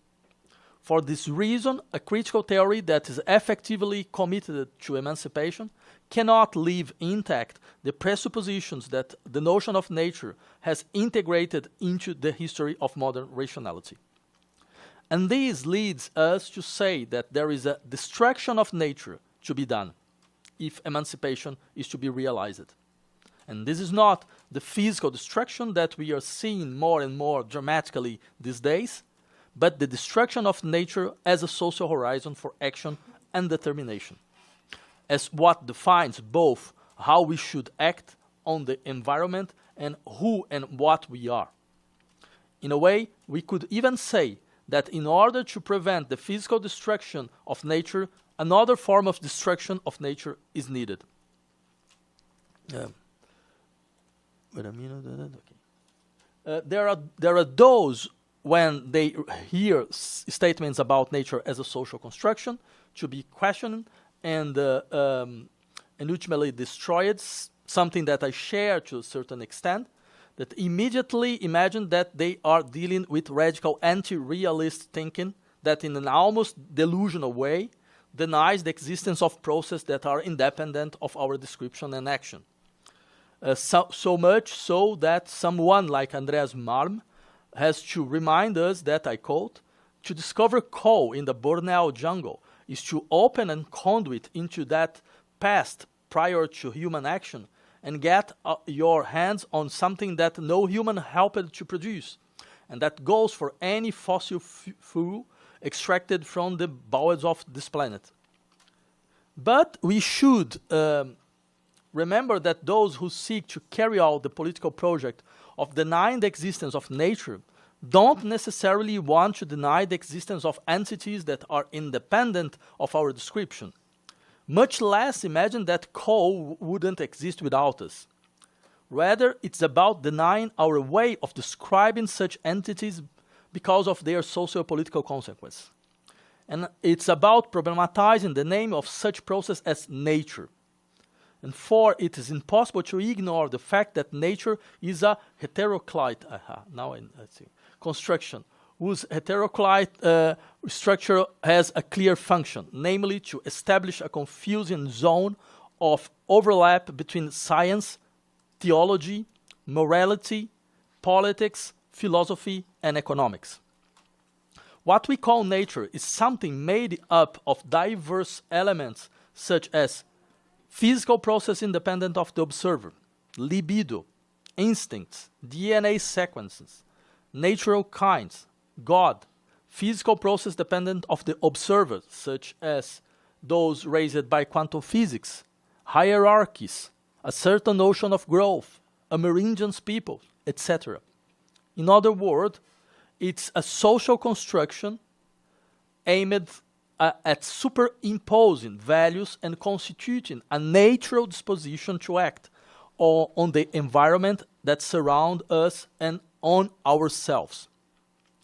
Well, I'd like to dwell on these issues to emphasize that this crisis in the social place of nature doesn't just concern a set of values that guide our socio-economic models. It also concerns what we could call the theological political foundations that constitute both our capitalist societies and the normative horizon of what we mean by ourselves. The crisis in nature is a crisis in the theological political project of which it is a part. And the crisis of this long-lasting theological political project profoundly affects a certain hegemonic notion of autonomy and freedom. This means that overcoming such crises does not only require social struggles aimed at regulating extractivism and changing production relations. It also requires a critique of autonomy as a political horizon for emancipation, a structural reconfiguration of subjects and their social conditions for self-preservation. We can speak on political theology in this context because it is a reflection on the structure of the exercise of power that finds its foundation in a theological conception of will. One of the fundamental characteristics of the political theology that marks the West is its conception of power as an exercise of a sovereign and unitary will, be it will of the king or the will of the people. The will has its matrix in the idea of divine will, due to its causa sui structure. Oh, thank you. Oh, sorry. I know. Yeah, so thank you. I was talking about God. No? God sorry. The causa sui, its potential immanence between being and acting. As in God, the will, when it's a free will, it's the cause of itself. It doesn't get confused or lost. It is the movement of actualizing what never leaves itself, as the expression of a sovereign decision. There is no causality, external causality to this will. It is not affected from outside, but is realized as a principle immanent to itself. Well, the presence of this conception of will is not just a constitutive feature of our notion of political power, of people, and popular sovereignty. It will also be present in the constitution of the ways in which we relate to ourselves. Because we can't forget that our notion of autonomy is, above all, the expression of a relationship of government, of being able to govern oneself, based on the construction of a potential unity between the I and the law that I give to myself. Giving to oneself the law is something that, at the limit, only God can do, because only in Him it's absolutely realized the immanence between nomos and ipse, between law and I. But in order to this relationship between nomos and ipse to be realized, what does not conform to this condition of causa sui must be defined as nature and must be the object of a specific type of relationship. Well, we can understand if, I would just skip one part, we can understand it if we look at the theological foundations of the notion of self-identity. This foundation take us back, among others, to St. Augustine. It is here that we will find one of the standing points for a long movement that will lead us to the modern notion of autonomy and the creation of the modern notion of nature. Augustine could not fail to be one of the starting points because something fundamental about our writing in the first person singular was born with him. Before Augustine, those who used the first person singular never used it to talk about themselves, as someone who present a perspective which, because it's a perspective, can only be singular. Before Augustine, people spoke of themselves to tell memorable stories, to give testimonies, examples to be followed. Augustine writes to talk about the singularity of an experience that is confessed in order to expose a perspective that must be dissipated so that reason can ultimately impose itself. And to better, I will skip also this part. And to better understand the figure of this deviation, let's remember a fundamental specification. Augustine said, and I quote, this is the second quotation, if someone say that the flesh is the cause of all vice and bad habits, precisely because the soul in love with the flesh lives like this, it's beyond doubt that it has not been fixed in the wall of human nature. Nor did the corruptible flesh make the soul sinful, but it was the sinful soul that made the flesh corruptible. Man did not become like the devil because he had flesh, which the devil lacks, but because he lived according to himself, that is, according to man. And I would like to insist on this point. In other words, the flesh is not the cause of evil. If it's corruptible, it is because the human will has corrupted it. God, as an omniscient creator, could not have created an evil nature, an evil flesh. Hence, this reminder that human beings did not become like the devil because they had flesh. The problem lies in what we might call the politics of the will. The political relationship with the will, within the will, can be inverted. Human beings can want to live according to themselves and not according to God. He can invert the good proper to a free rational will, breaking the political relationship of hierarchy and obedience. This explains why the central sin for Augustine is pride. It was pride that made human beings sin originally, disdaining the obedience due to God. Then the human being was not created to live according to himself, but to live according to the one who created him, making his will his own. In other words, what confession does is reinstate a political order that had been corrupted.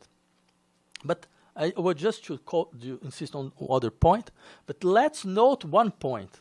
Living according to himself means for man, paradoxically, having his will outside of himself.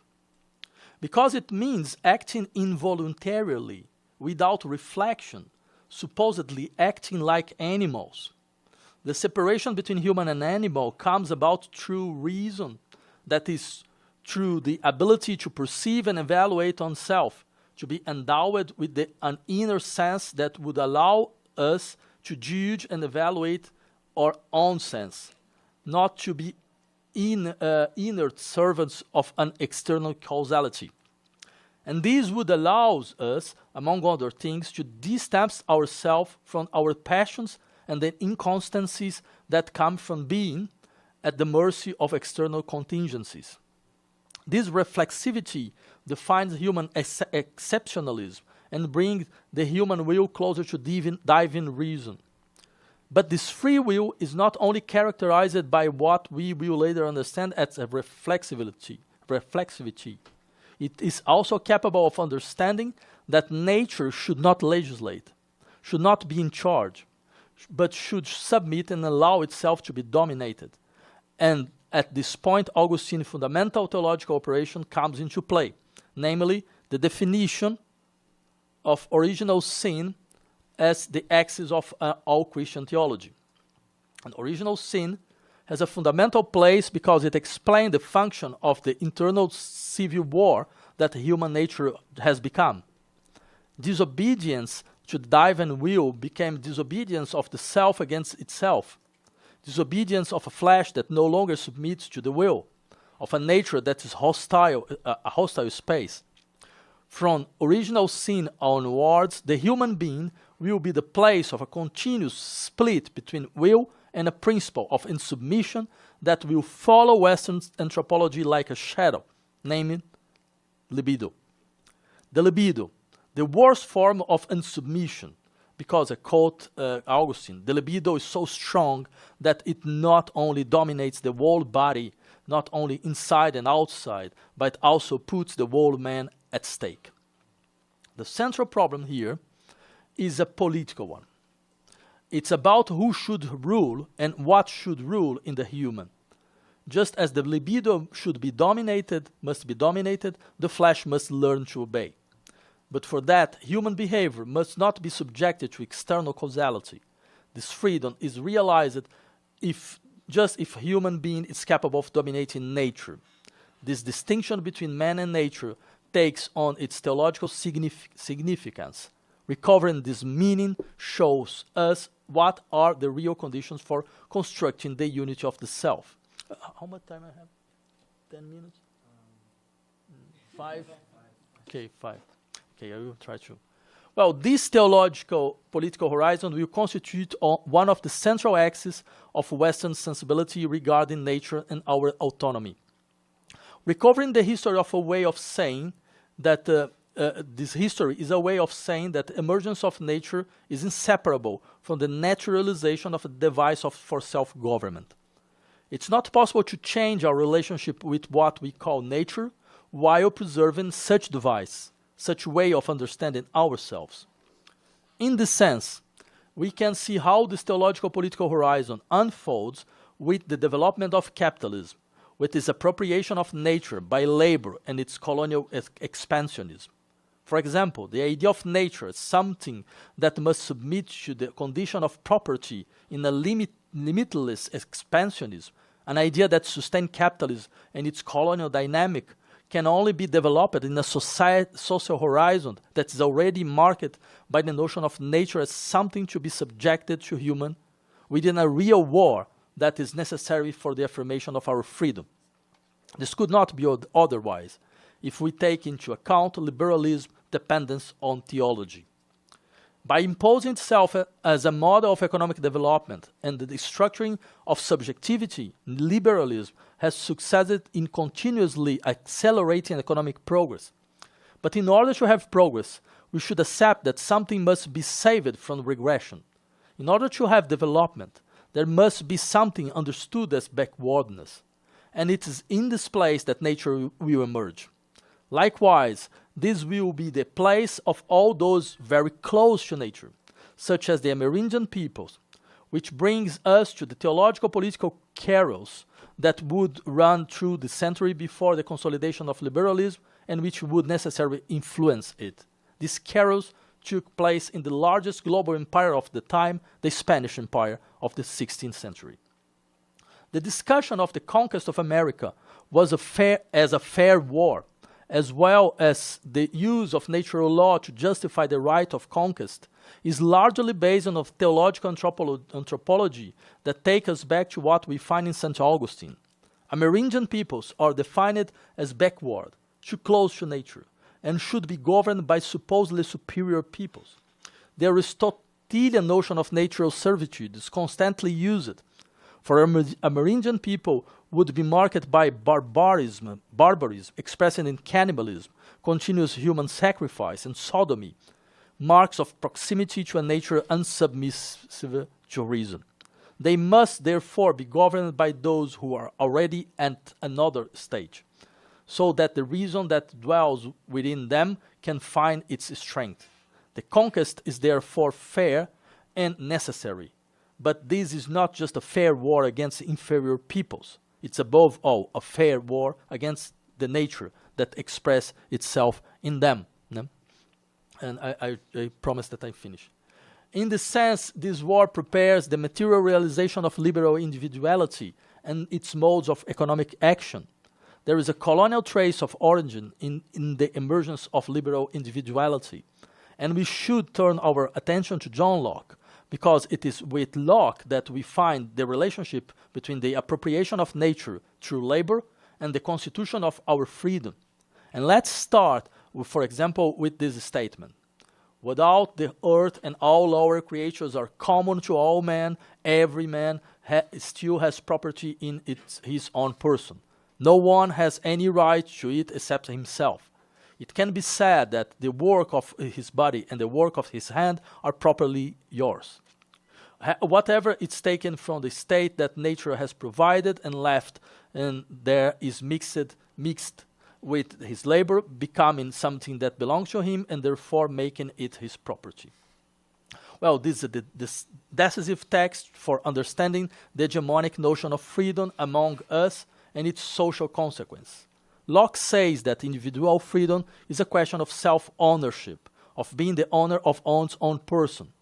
Thinking the relationship to one's own self as property is something that will have countless consequences. But let's look at the second point of this passage. Property is a way individuals relate to themselves and to the world. For property is above all an affect. The affect of the security of things that are completely subjected to my dominion, of things that have lost their strengthness, and this can only happen when nature is subjected to labor. But we should ask what means by labor in this context. What are its specific historical material coordinates? And it's really at the end. Huh? For Locke believes that there are spaces in which nature has not yet been subjected to labor, multiple spaces in which we would find the myth of virgin nature, or of empty and unworked space, of a land very close to nothing, ready to be taken over and colonized, a vacuum domicilium. This makes it possible to distinguish between working and rational man and the others, the indigenous. This is how original societies are excluded from legitimate legal relations with the land, since they are nothing more than hunter-gatherers, or at least seems as such. This is a very concrete way of understanding how the technodiversity of multiple social forms needs to be radically denied so that the notion of virgin nature can be constituted. The same technodiversity develops in many cases without the need to make distinctions between domestic space and wild space, between the space of nature and the action of culture, where the space of production is discrete in continuity with the general space, because it ignores the extractive logic linked to primitive accumulation. In other words, if Locke is a victim of this illusion of non-working lands, it's because his concept of labor is organically and exclusively linked to the capitalist production of value. Production that needs to break down what the young Marx called the metabolism between human and nature, in order to reduce nature to the condition of a stock, a space for the valorization of value, and a justification for colonial expansion. Thank you.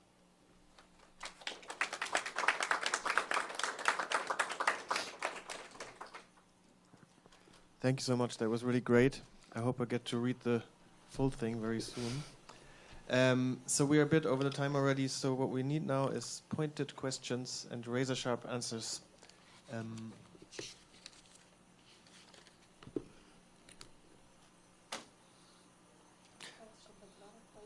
Oh. I also have a question. Do we have any questions from the audience, maybe? Because we've already been talking quite a bit. But then you start. Okay, I'll be very quickly. I'll try to. Thank you. It's very interesting. And you know that I'm giving classes first year about Locke, the second treatise. And the question, actually, it's a commentary and a question. The commentary is, why do you have to go to St. Augustine and libido? That's the question. And I ask you because there's something different in my point of view, because when you think about justnaturalismo, natural law, and this as a force of colonization, and there's this theory about modernity and coloniality that this group, Mignolo, etc., think about it. We have the right of conquer the nature with Hugo Grotius and Hobbes that you have, and this is a way of to repress nature, and in the way of the right of conquer the Spanish America, and this is very different in my point of view of the colonization, the British colonization in America, that is different, has another different way to think nature, because in my point of view, the indigenous, the right to colonize America is not by the conquest or war in Locke, but the productivity. So the nature is not repressed, and the Amerindians are not. They are human. They are humans. They're not the animal one. The relation between animality and humanity, it's not engaged in here, in my point of view. But a way to realize a way to put the human nation in action. Because in this zona heteroclita that you said, it's actually theological and political, but the problem here, it's not the subversion of nature, but a way to put it in action by rationality. This and it is not a repression way that the rationality repress the body or the libido or the animality. No, it's by the liberty to get away the humanity that you become an animal, and that's not the argument for the Amerindian conqueror, in my point of view. Okay. No, thank you so much, Virginia. I think it's a very, very interesting remark. Just sharply, because you asked me, I would put start 2 points. The first one is why to come back to St. Augustine. I would say because liberalism is a theology that doesn't speak its name. No? There is a theological presupposition in liberalism, the political theological presupposition in liberalism. And I think this is very, in Locke it's clear too, it's also clear, yeah. And I would insist, well, maybe this is more visible when you make this step backward, no? From Augustine. And about the second point, this distinction between Spanish colonialism and English one, the right of conquest in Spanish argument, and the right of appropriation and right of production in Locke, in the English one. I understand the point, and I have some doubts about that. I read this distinction because I think that's one presupposes another one. It's possible to understand nature as a space of productivity because before we have this type of debate where nature is something to be submitted, so something to be conquered. And one way of conquest nature is understand nature as a space of labor. let's say, it's not just a question of repression libido, but in put, let's say, indigenous in a condition of animality, because even in the Spanish colonialism, this was not exactly the question, because there was this big debates between, for example, Sepúlveda and Las Casas were always insisting, no, they are not animals, there is rationality there. But even with Sepúlveda, there is the idea that no, but actually they should be civilized. It's possible to civilize them because there is reason there. But the reason is very, very low. No? And speaking low. And I think that there is, that says one is a condition for the other. No? And the fact to insist on this point is a way to say these types of colonization are the expression of a singular political theology that is the ground of all this conception of nature. No? Yeah, I would also have... You too? No. Okay, I'd have one question concerning the initial encounters between the Europeans and the indigenous peoples of the Americas. Because you said, like, and it's obviously true, I 100% agree, that from the very beginning there was this misconception of understanding them as barbarians and so forth. And there's a whole, and it's also like the dominant tradition, so to speak, you know, if you look at the entire history of the last 500 years. But then it's interesting that at this very early encounters, they also sparked something different. I was talking about this tradition in the other workshop we did a few days ago. And so, for example, in Montaigne, you already feel like, well, this encounter sparked something really different. And if you, like, nowadays look at all the, like, present-day attempts at rethinking nature related to Amerindian peoples, like Eduardo Viveros de Castro, for example, I'm 100% sure he would say, yeah, well, all this, what I think, this is not my genius invention. This has been in our culture all the time. It's like not the major tradition, but it's like, oh, sure, like below the underground. But so if we admit that both, like the sort of like dominant notion of nature, you can be traced back to this event, but also like a subversive tradition of, you know, starting to think nature differently, then don't we end up with like a lot more ambivalent notion of the West than what you kind of presented? Or that would be the question: would you accept that you just maybe like presented more like a dominant strain, but that is always also like contested by something different? Yeah, no, but I think that is all epistemic matrix that has always its counter epistemic. No? And I say, you are right, Montaigne is the biggest exception of this. And it's not by chance that he's a skeptic. No? And we could even make a very interesting point between, well, how the first person singular appears in Augustine and how the first person singular appears in Montaigne. No? Because in Augustine is just, let's say, it's a failure. The first person is a failure. The failure that will disappear in accesses. No? In the Confession is the name of this access. And when in these accesses, well, what should govern will govern us. No? That the divine reason will appear. But there is not this case in Montaigne. No? And in Montaigne, there is this irreducibility of the perspective. No?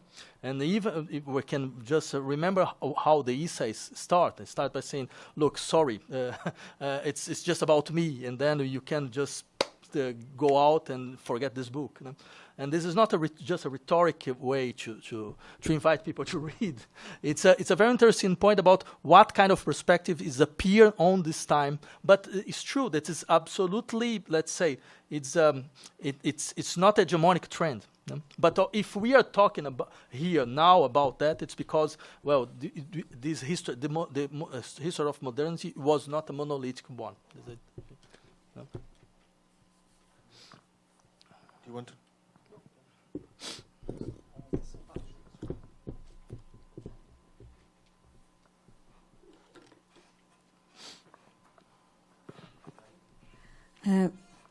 So thank you for your presentation.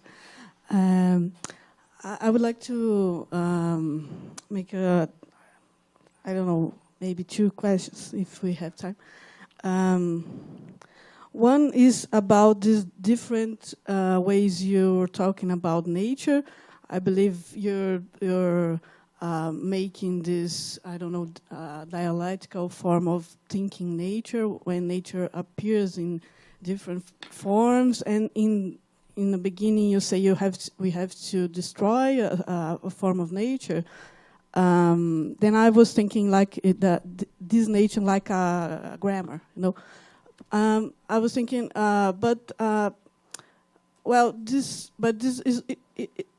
it is always, will always be like a grammar, or you mean like you should destroy the grammar like itself? I don't know if there is a possibility, but I was thinking like that. But it will always be a grammar in a sort of way in all different types of society.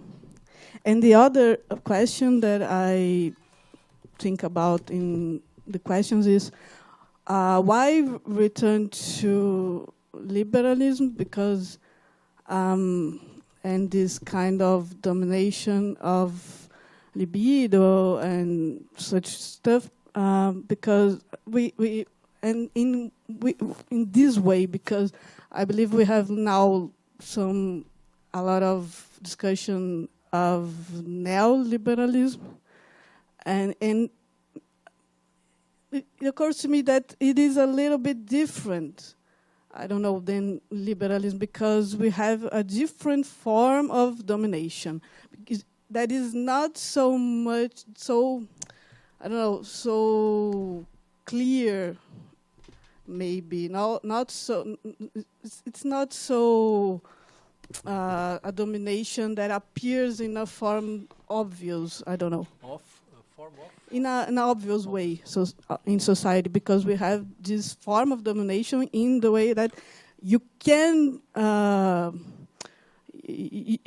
you can express libido, you can express, you know, all kind of sensibilities and desire and so on, and then, but in a certain way, this is like a circle, you know, that you stay there, and I don't know, all kind of this, how I say in English,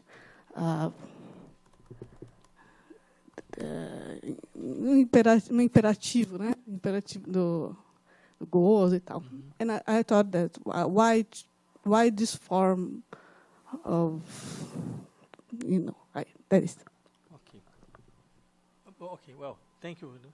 The two questions. The first one, if you ask if there is a question to destroy the grammar of nature or the grammar at all. No? Well, I put the things in this way just because to insist on 2 points. The first one is nature is a theological political concept, and I think that there is some consequence if we accepted that.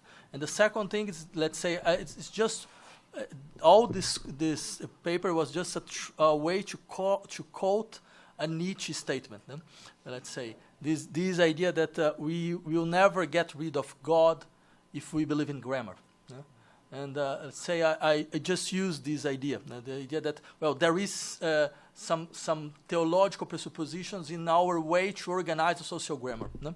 And I think, for example, the notion of autonomy is linked to that, a certain notion of freedom, a certain notion of consciousness, a certain notion of ourselves. I think that this destruction of nature is not just, let's say, the reorientation of the destructivist structures of our capitalist society, but it's also a strong discussion about what we have become,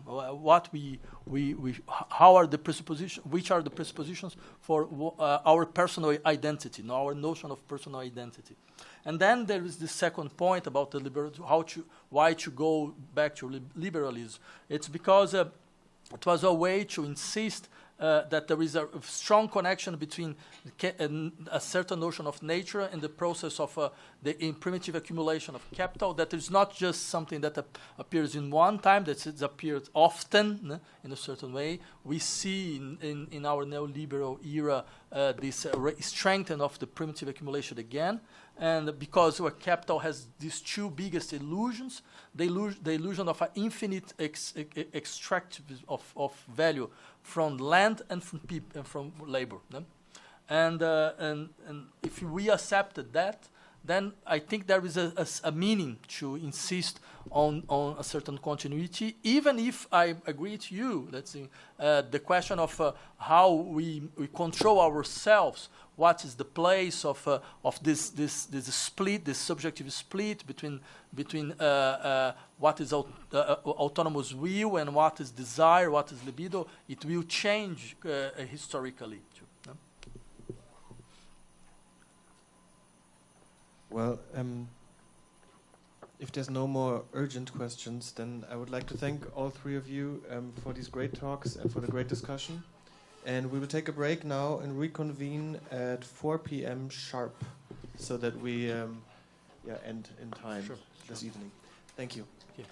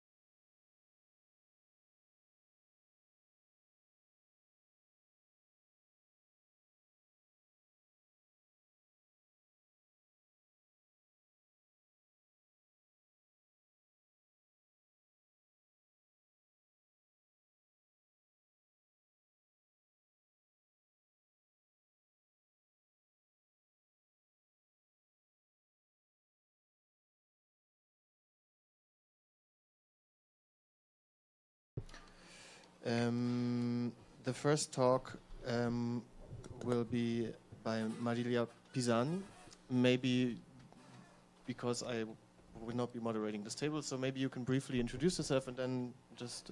Okay. Now? Yes. I am professor of philosophy in the Federal University of ABC in São Bernardo do Campo. I studied Marcuse for a long time.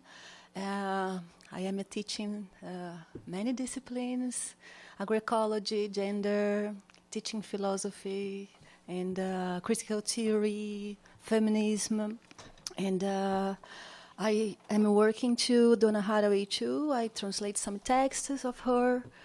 And now I am doing a research named Feminism of Composting, crossing boundaries between nature and culture. So that moment I am in my doctoral stage after 15 years teaching philosophy in different contexts. Okay? Yes.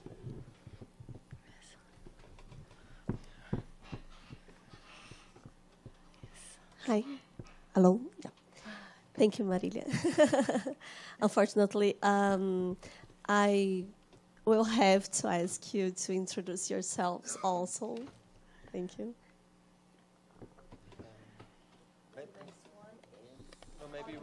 Maybe we'll do it then just before when I start talking. No? Okay. Okay. Well, then the floor is yours. Nice, thank you. I am really very happy to be here today. And despite the subject of that discussion, that is very hard, climate change, violence, insecurity, vulnerability, all the meetings I think that we needed to celebrate. They are very rare, and they are every time an opportunity to think together and face the urgent moment we are living. Or we have synthesizing, we have no past, we have no future, we need to construct now and now. So it's a pleasure to be with you, and I'm very grateful to be to have had to por ter sido.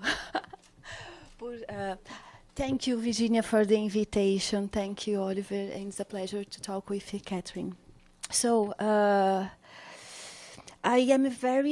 it's better to talk now because all the contributions of my colleagues will help me to do what I proposed. Faced with the magnitude of this subject, freedom, climate change, post-truth, I was desperate in a moment, and I selected different materials. But the affect that mobilized my construction, what I will present for you, is my anger. But it's not an anger against you. Maybe it can be viewed as that, but it's political anger. So I will begin. Yes, I apologize for my poor English. I will talk poor English, but with some words in Portuguese too. And my strategy is I will reading a text. I have no text to show for you. So I have some translations of quotations, references, but I will talk with my body in the more precise time that I can to be understandable for you. So I hope. I start with an assumption which can be discussed before, the relationship between climate change and industrial agriculture. When we talk about agriculture, we are talking about life-sustaining practices. These practices were completely altered from the 50s onwards by international development policies funded by US agencies and institutes that became known as Green Revolution. In 1962, President Kennedy launched the project Food for Peace. It's a campaign, in fact, but it ended up increasing poverty and inequality, as described at length by Vandana Shiva and Anna Primavesi. These two books are a very important material that are based my speak, and I can't to enter, but we will try to enter in some sense. Primavesi tells something like Green Revolution is the seed of imperialism. And by that book, both these books, we can think about the expression said by Franklin Roosevelt in 1940, arsenal of democracy.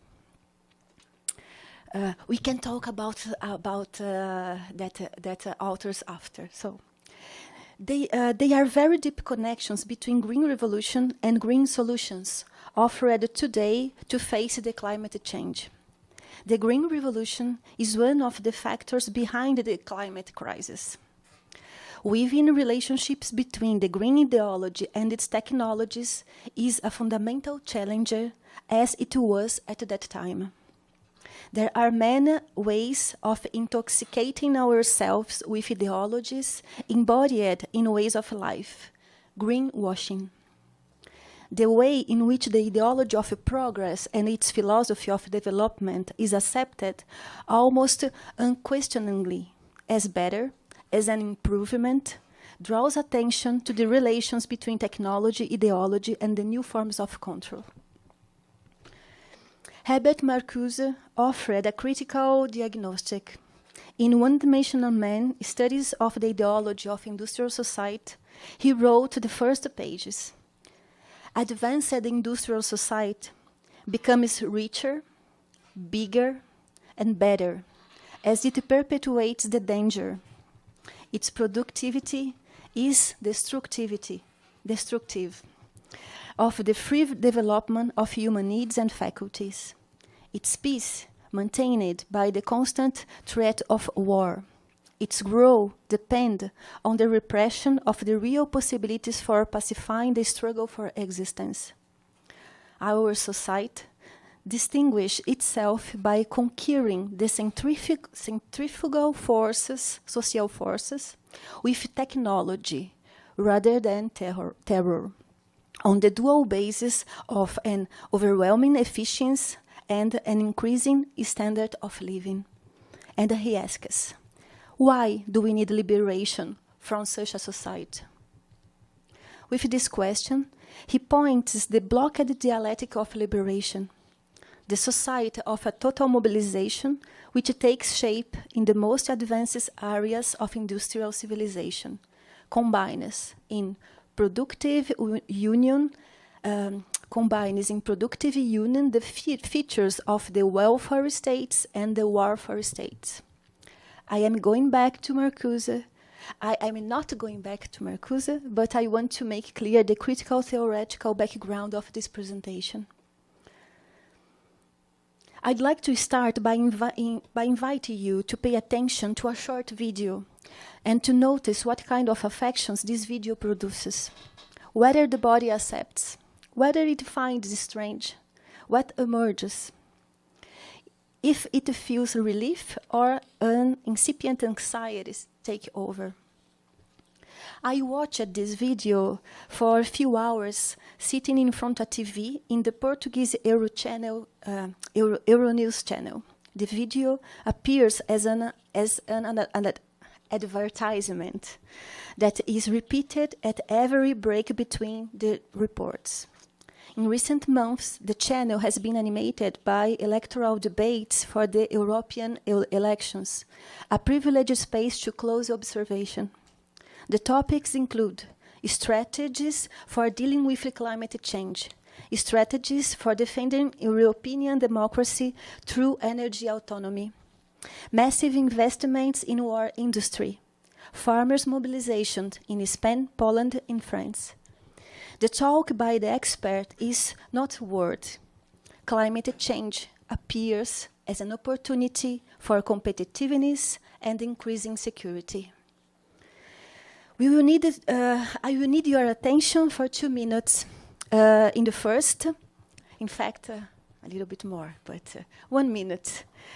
In the first minute, we will watch and listen with this perception opened. Vamos ouvir com a percepção aberta do que emerge de imediato. The more simple, the primary effects are important for us.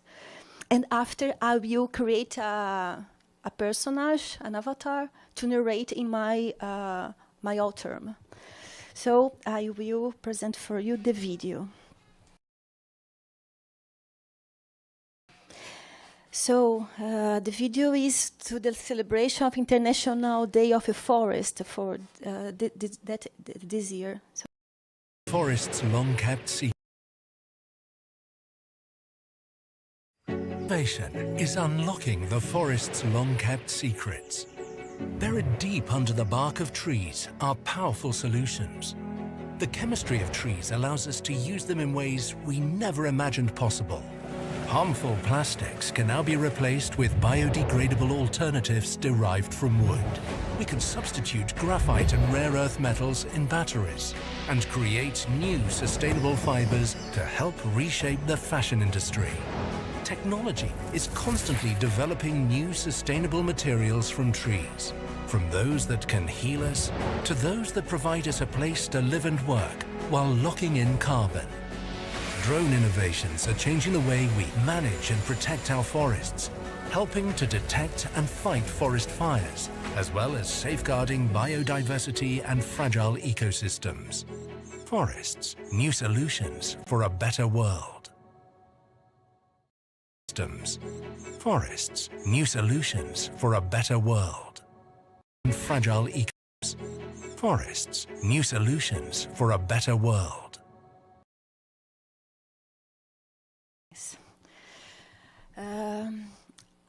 I couldn't understand why my body was so affected by that video, so I decided to think with you in this opportunity. So I will create my own narration to this video. A forest, seen from above. A voice without a body. An optic instrument, a telescopic eye that sees everything from nowhere.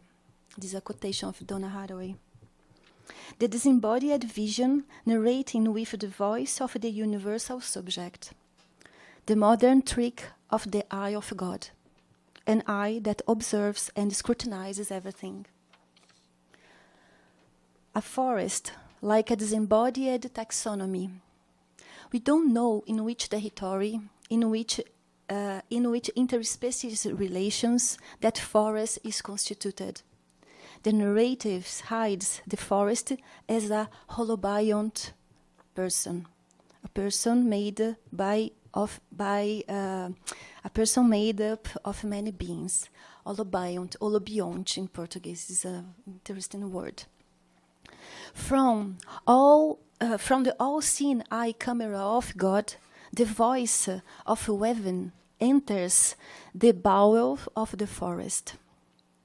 Então, aqui, ó, eu estou entrando na... Então, estava em cima, agora ele percorre por baixo a câmera.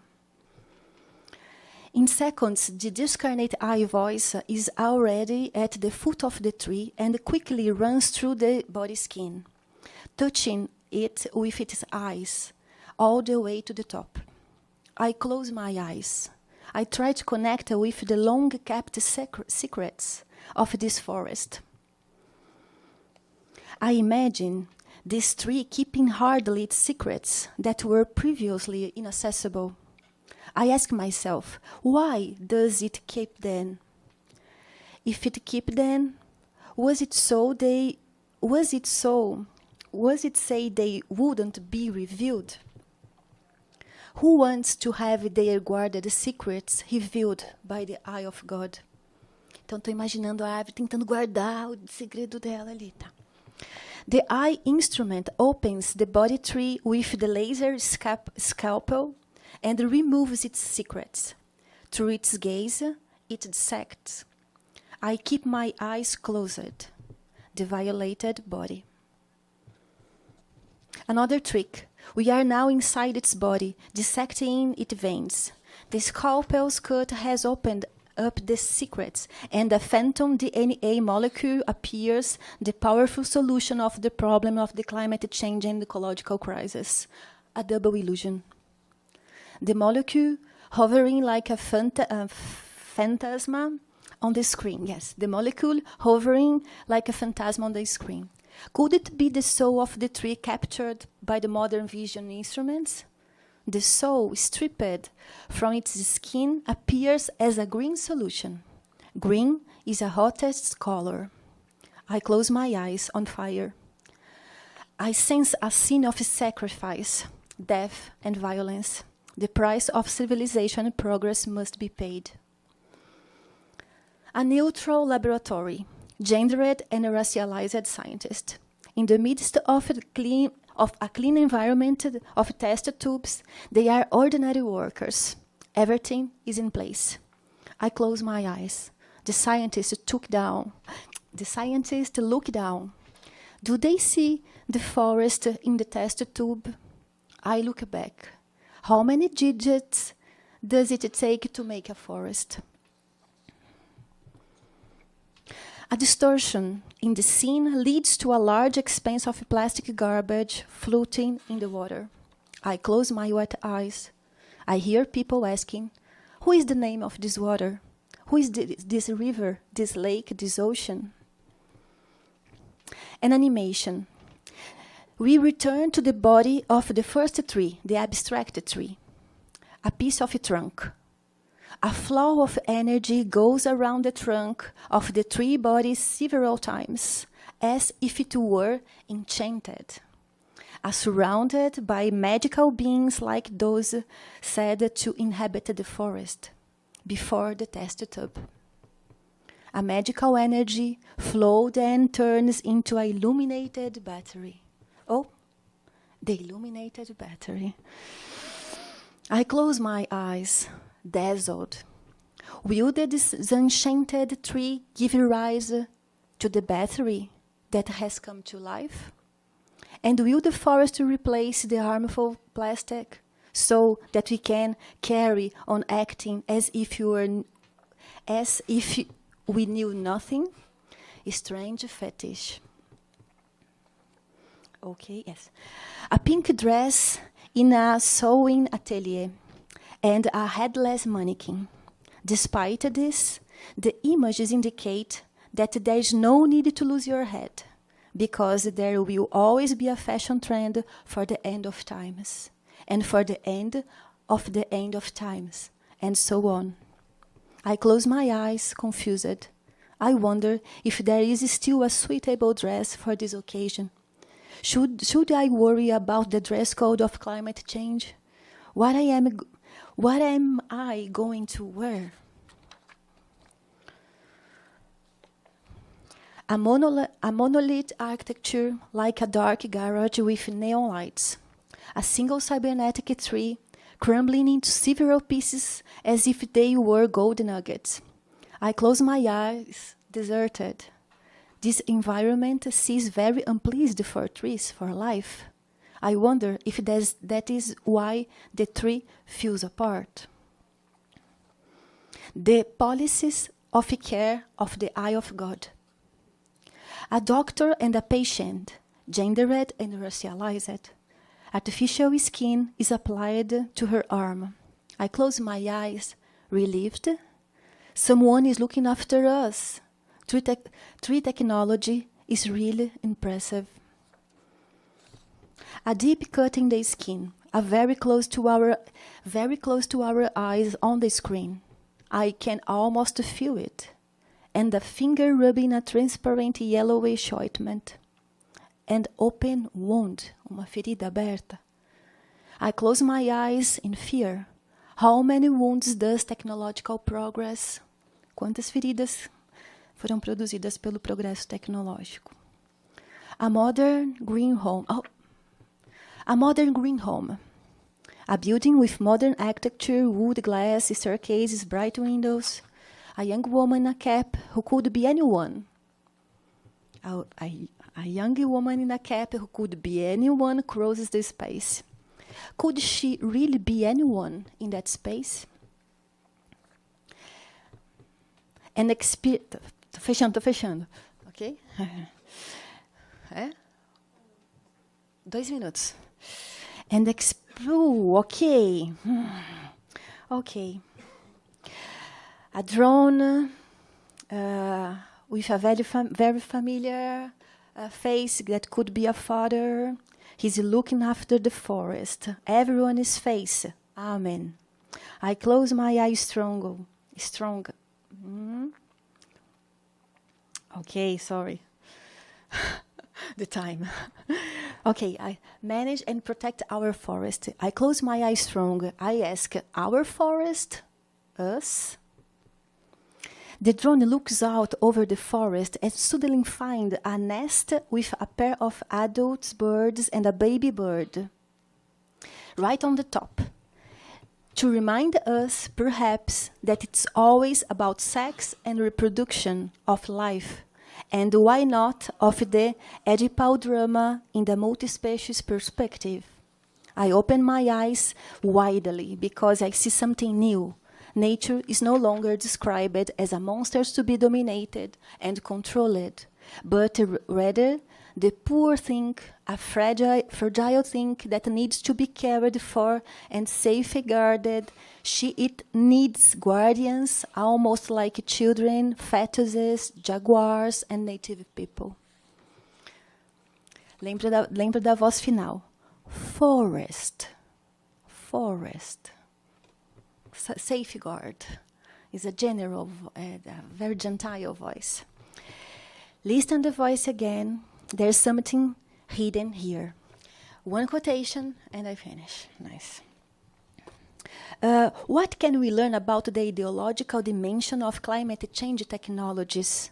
What is hiding in this advertisement, in this propaganda, since ideology is always some kind of veil?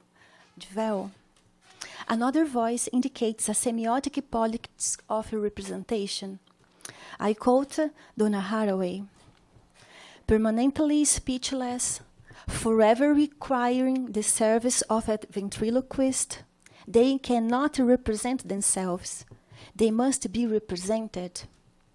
The effectiveness of such a representation depends on distancing operations. The represented must be disengaged from surrounding and constituting discursive and non-discursive nexus and relocated in the authorial domain of the representative. Indeed, the effects of this magical operation is to disempower.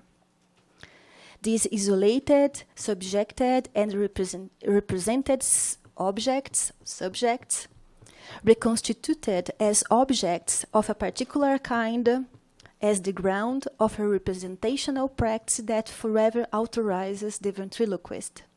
Tutelage will be eternal. The represented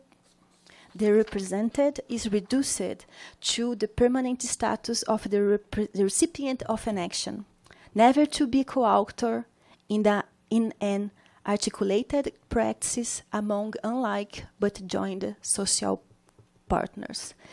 I ask you, Cecilia, I can have 2 minutes more. Okay?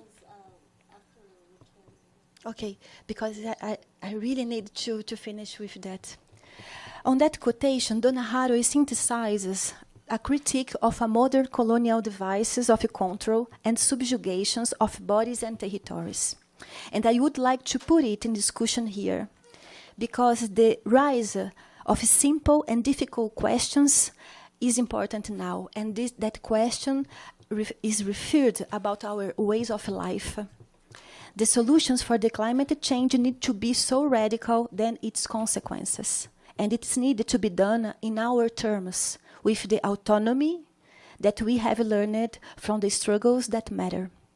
I am proposing here some kind of a critical theory as an dietetic. Okay. I quote, letter from the Munduruku people. We want a halt to the studies and construction of dams that flood our territories, that cut the forest in half, that kill the fish and scare away the animals, that open up the river and the land in devouring mining, that bring more companies, more loggers, more conflict, more disease, more violence. This is during the occupation of the Belo Monte Dam in 2013. It's very related with we lived here as the movement, the social movement in the urban centers is very related to with the Munduruku actions at that moment. From here, we learn that a forest indicates not a mere territorial boundaries, but a substantive way of life in which body, forest, and river are mutually intertwined in co-movement. A forest, the river, and their living beings are one. This is fundamental to the self-determination for us.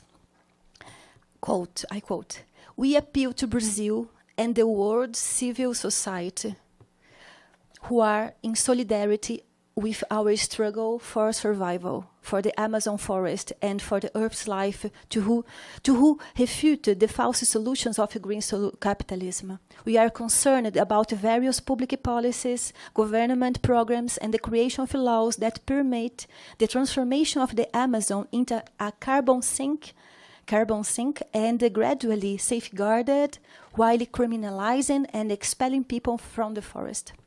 The offsetting projects of forest carbon, which are advancing through the Amazon, are more recently nature-based solutions, are also part of a broad process. Oh, sorry, people. Okay. For a broad process that is trying to take control of our spaces and ways of life.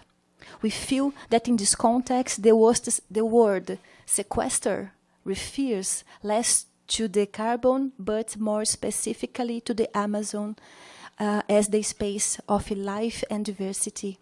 To the degree that we accept it, then we are surrounding our self-determination. Letter in defense of Amazon and Mother Earth against the invasion of capital, extreme violence, and green scams, written by the people of the forest in 2021. The critical work is at the same time to refuse and also collecting, composting alternative techniques and concepts of rebuilding ecological environments suitable for life change, not the climate, but to change our way of living. The system strives to close off the alternatives. This knowledge already exists. The utopia is neither in the past nor in the future. It exists here and now. I will finish with this very important word that is a very important motivation for this speech. Luego supe que no me hablaban de un mundo inexacto y por lo tanto improbable. Este mundo ya andaba con su paso. ¿Ustedes no lo vieron? ¿No lo ven? Then I knew that they were not talking about in an exact and therefore improbable world. That world was already walking in its step. You guys didn't see it. Don't you see it? The last word is from ex-subcomandante Marcos in Entre la Luz y la Sombra, the last discourse in May 2014. 14? Okay, thank you. So, is that? Thank you.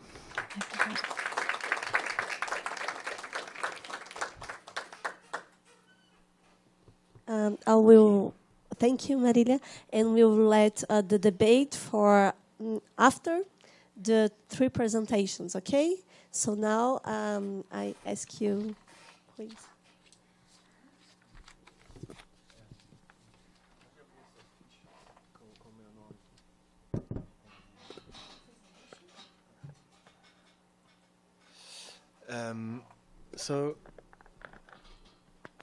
I am supposed to introduce myself. My name is Oliver Precht, as you've probably already seen. I work at the Center for Literary and Cultural Studies, just like my colleague Katrin Drüstedt in Berlin. I'm a philosopher by training, but I'm very interested in things that are not philosophy, and I also think that philosophy should be interested in things that are not philosophy. All the rest, you can Google my name. It's very easy to find if you're interested, okay? I have made a very rough translation of my text that I'm going to be reading. It is done with the genius of DeepL, which is one of the greatest things ever invented. I've gone over it like once very quickly to like root out the worst mistakes, but it is what it is, so it's a computer-generated translation. And I also already had a beer yesterday before I did that, so I don't take responsibility for this text, but it's maybe helpful because it's going to be a bit of a ride. So let's get right into it. So I want to talk a little bit about maybe and maybe you can scroll a little bit with my that would be great, thank you. I want to talk about post-truth today, about what it is and what it means for freedom and for philosophy.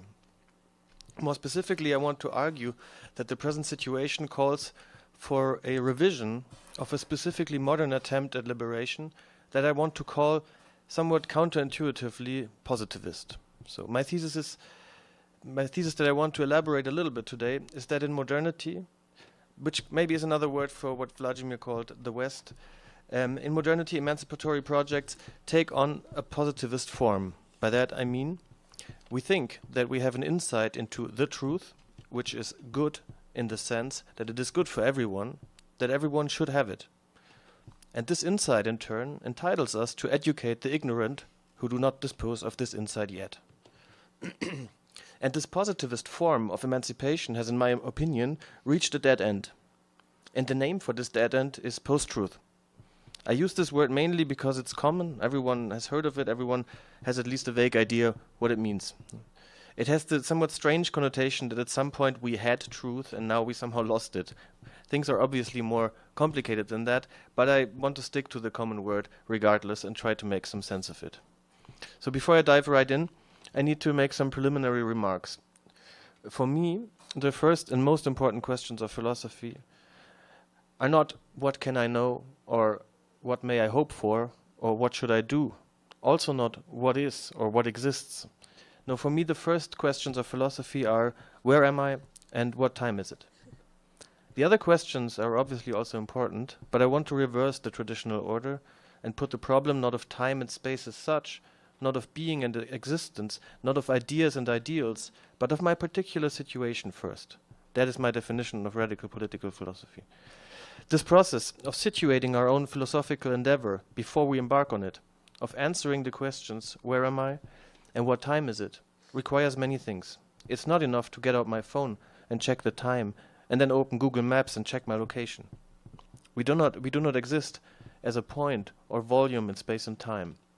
We exist as a body, and our relation to all surroundings is determined by a complex arrangement of structures.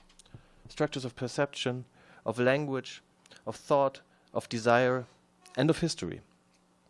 And today I want to focus on one of the broadest historical structures, namely on what I call modernity.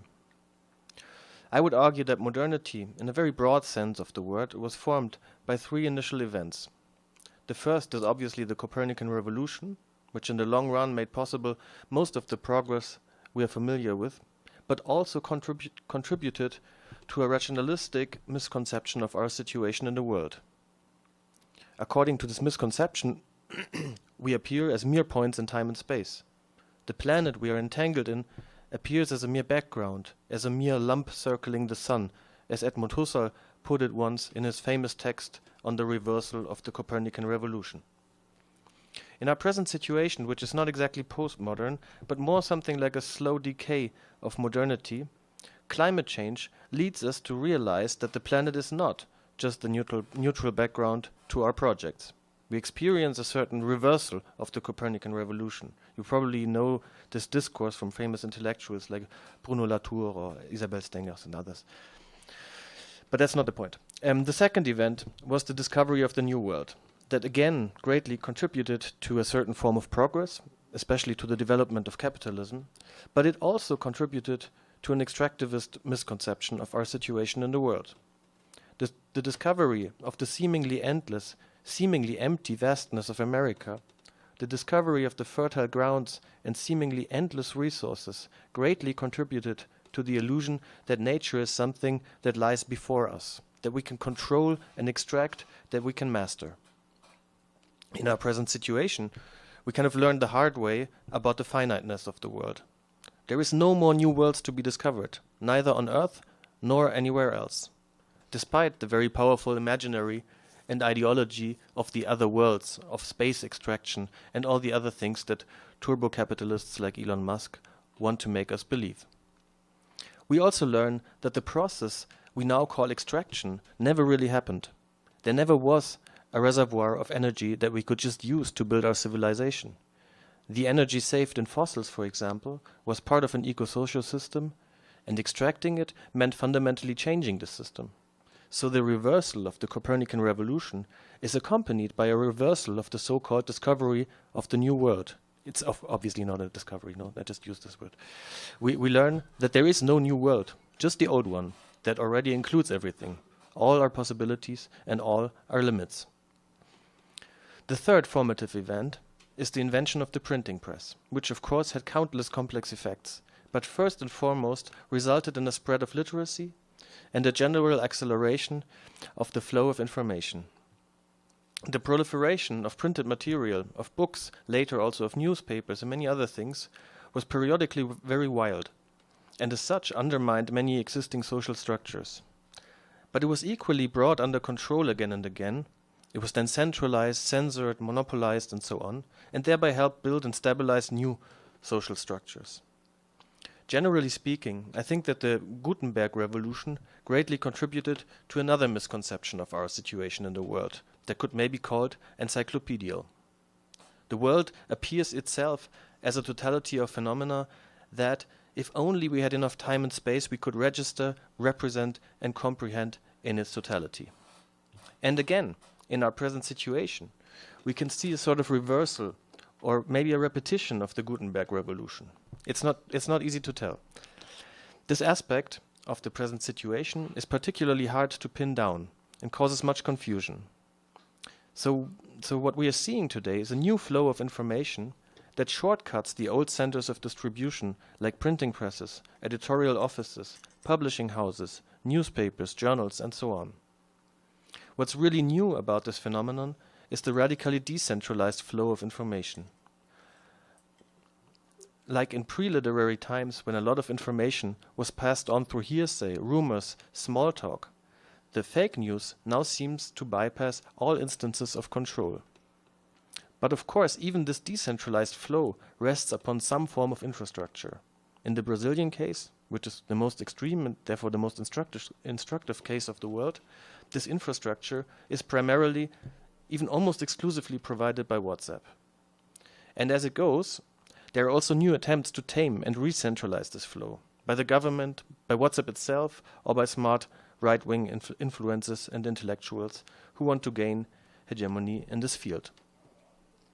We are now already very close to the actual topic of my talk, because it just so happens that this revolution of the flow of information is often cited as the main cause for post-truth. And there can be no doubt that it plays an important role, as much as other frequently cited causes, like the so-called confirmation bias, that is actively used by those who have an interest not just in manipulating the people into believing a lie, but in creating a post-truth situation. That is, a certain world relation that isn't exactly postmodern, but rather an effect of the slow decay of modernity, an attempt to cling onto and to radicalize the modern world relation. As the time is short, I will briefly present just one example of what is going on today. I normally focus on the Brazilian situation, but because, as I said, it's the most extreme and most instructive case. But today I will start with a rather famous example of fake news from the United States, a statement that could have just as easily come from Brazil, though. In a fact-checking piece from September 26 of last year, The Guardian reported that during a rally that took place the day before in South Carolina, Donald Trump repeated and reinforced his notorious attacks on windmills. This time with a rather wild claim. He stated that offshore windmills, I quote, are causing whales to die in numbers never seen before, end of quote. He went on to say that, I quote again, the windmills are driving them crazy. They are driving the whales, I think, a little batty. A few months later, on yet another South Carolina rally, somehow it seems to attract this kind of madness, Trump doubled down on his attack. As the New York Times reported in another fact-checking article from February 16th of this year, Trump falsely claimed, I quote, the windmills aren't working, the most expensive form of energy ever. Before I will try to interpret this strange and instructive case of misinformation, I would like to talk about an association that you probably all had when you read the title of my talk.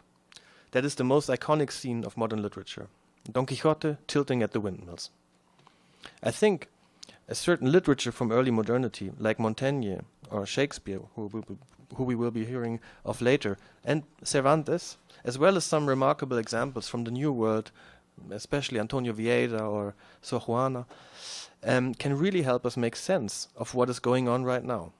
They reflect and interpret the three revolutions at the beginning of modernity and its effects on society that still shape the present situation, its possibilities and its limits.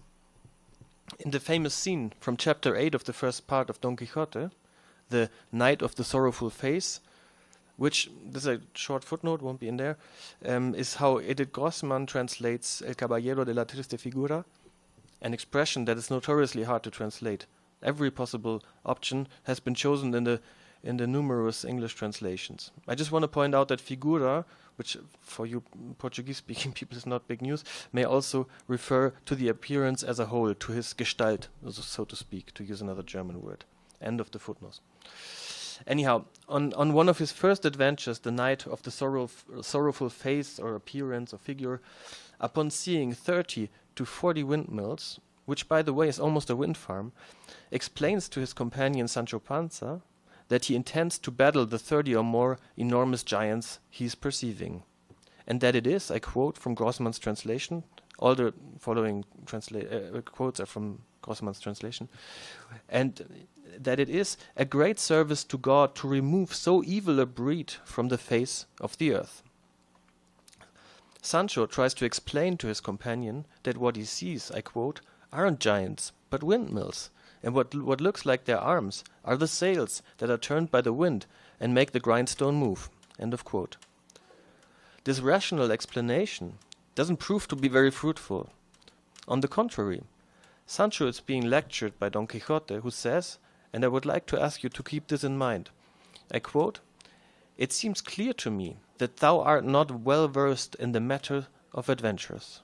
These are giants." He then, as you all know, starts charging at the windmills, starts attacking them. As Edith Grossman translates the famous phrase, tilting at windmills, she writes attacking. But I use the canonical translation, tilting at windmills, as the title for my talk. The windmills were standing still up to this point, but just when Don Quixote was about to reach them, I quote, "A gust of wind began to blow, and the great sails began to move.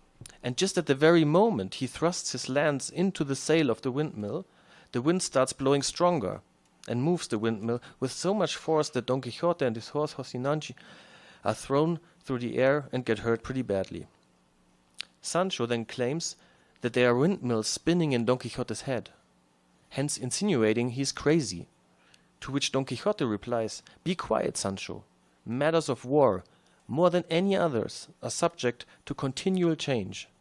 Moreover, I think, and therefore it is true, that the sorcerer Freston the Wise has turned these giants into windmills in order to deprive me of the glory of defeating them."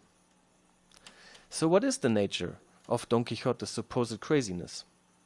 The first and most obvious answer seems to be that it was the product of the printing press that drove him crazy. The many volumes of chivalry literature that he ferociously read, frequently quotes, and also imitates. That's at least what his friends think at the very beginning of his adventures. When he returns to his home for the first time, badly wounded as always, they decide to burn his entire library, starting with the book Amadis of Gaul, which was, I quote, "the first book of chivalry, printed in Spain." But was it really just the printing press that caused the spinning windmills in his head? I don't think so. Just like the fake news in our time, the stories of the noble and brave knights only supply the material for his world relation. But what is he actually doing with it, and why is he doing it? Don Quixote is a member of the lowest nobility, a hidalgo. He senses the revolutions of modernity that will render his position, his privileges, and his entire world relation obsolete. The world is no longer revolving around him. The social order and its corresponding world relation is about to crumble. The dawning new world relation will revolve around the domination of nature, both practical and theoretical, with both windmills and rational concepts. And Don Quixote is resisting this change. He senses the threat to his social status, but even more to his pre-modern world relation. He escapes the dawning modern world by transforming windmills into giants. While windmills are a threat precisely because they have nothing to do with him, giants are merely a challenge to his imaginary existence as a knight. They revolve around him. They only exist as a quest for his adventures. His imaginary transformations turn the entire world into something that revolves around him. He becomes the hero of the story, while in reality, the anonymous processes of nature, their mechanization and rational comprehension, make the world go round. Sancho's initial response, to simply consider him crazy, is misguided. It rests on the assumption that Don Quixote is merely confused, that the windmills are just spinning in his head, whereas they are really spinning in the real world. This, of course, reminds us of the very many helpless attempts to describe Trump, Bolsonaro, and their respective followers as crazy or stupid. If Don Quixote was really just confused, his confusion could indeed be cured by educating him, by explaining to him the processes of nature and the modern attempts at controlling them. But that is not the case.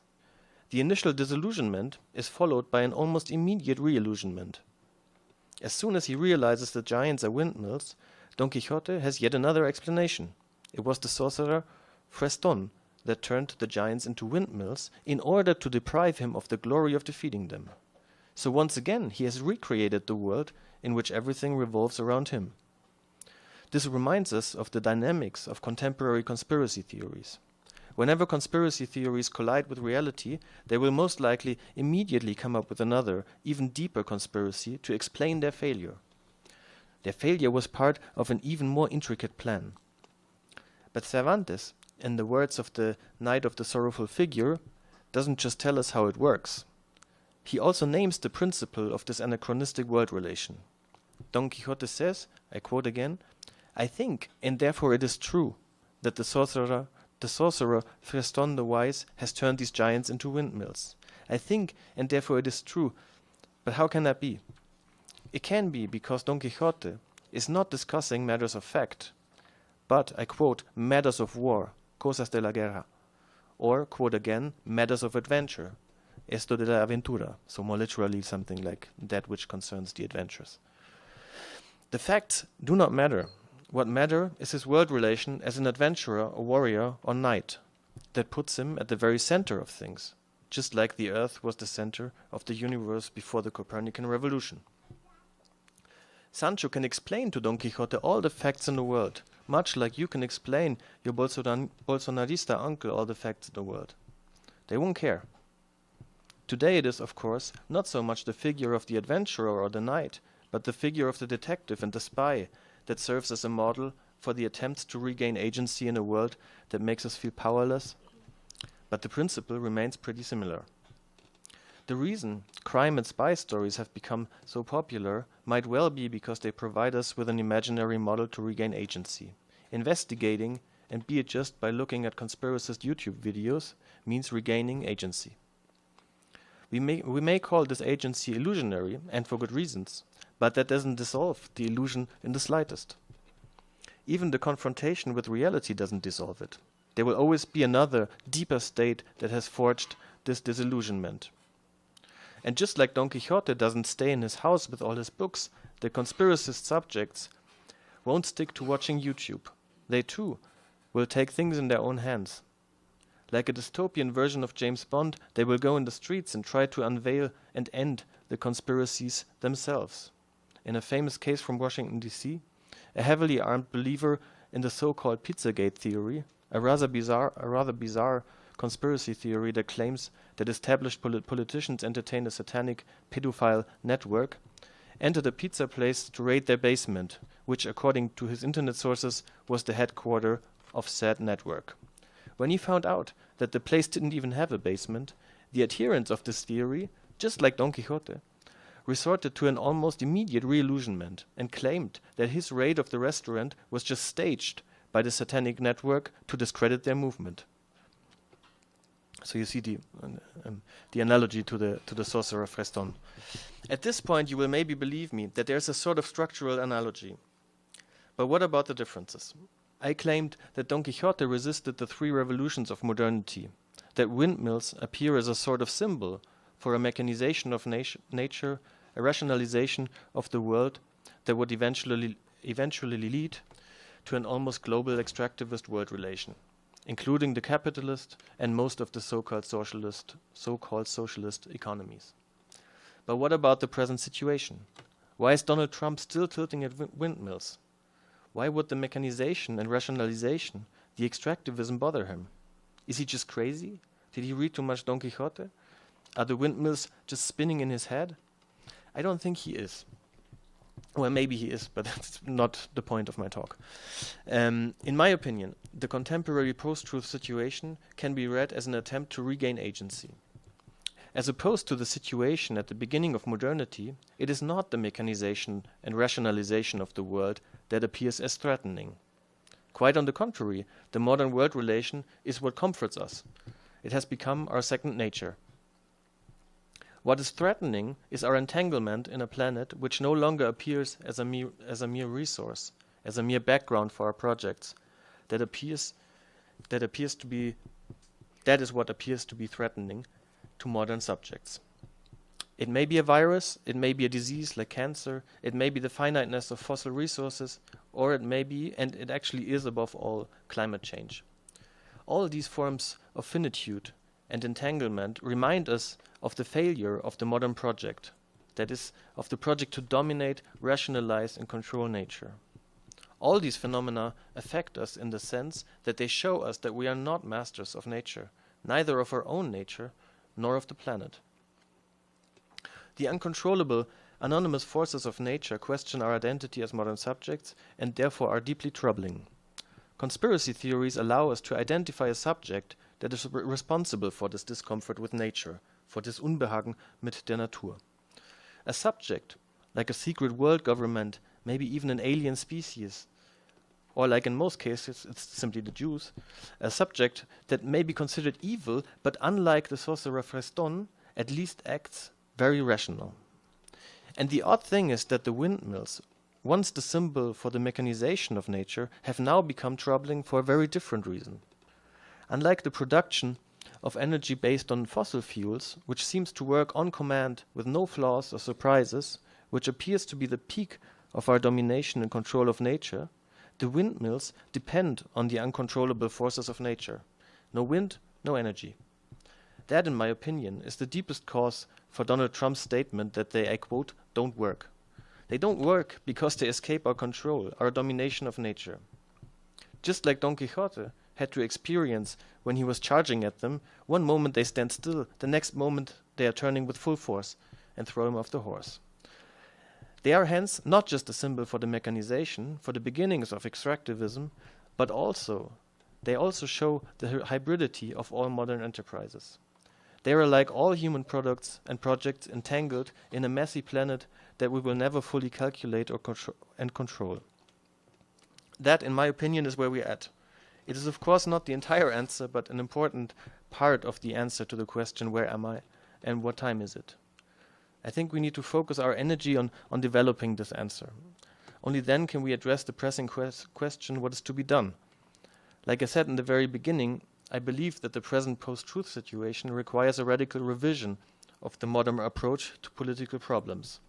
This approach, that I call positivist, which simply and straightforwardly tries to educate the ignorant, has come to a dead end. If Sancho tells Don Quixote he's crazy, he will soon appear as an instrument of the mighty sorcerer Freston.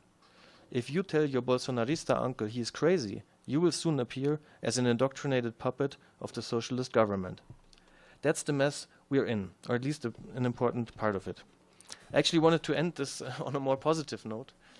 Not positivist, but positive. But if I had more time, I would have a look at Machado de Assis to show that the modern project of the domination of nature, both human and non-human, has never become total. It may have become almost global, but it necessarily creates a periphery. It has countless cracks and holes. That's not necessarily a good thing, of course, but at least we are not completely trapped. But I have to leave it at this for now, and I thank you for your attention. I'm looking forward to the discussion later on.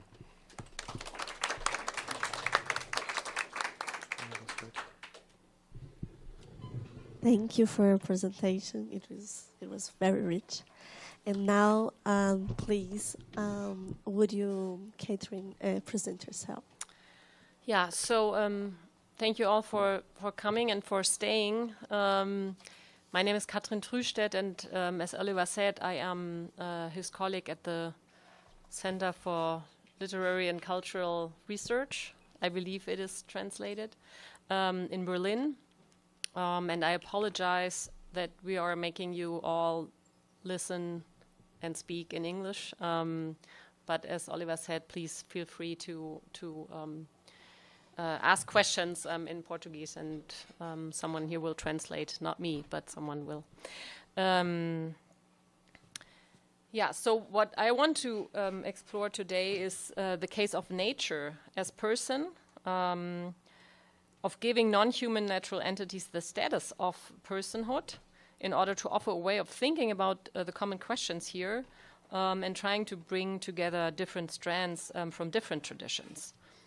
So the fundamental question of these rights of nature movements is basically, how can nature appear in our political and legal spaces of appearances? And I want to just briefly bring Hannah Arendt into this. This is not on the handout. There's no handout anyways. It doesn't matter. It is on there. I can mobilize for you. Okay.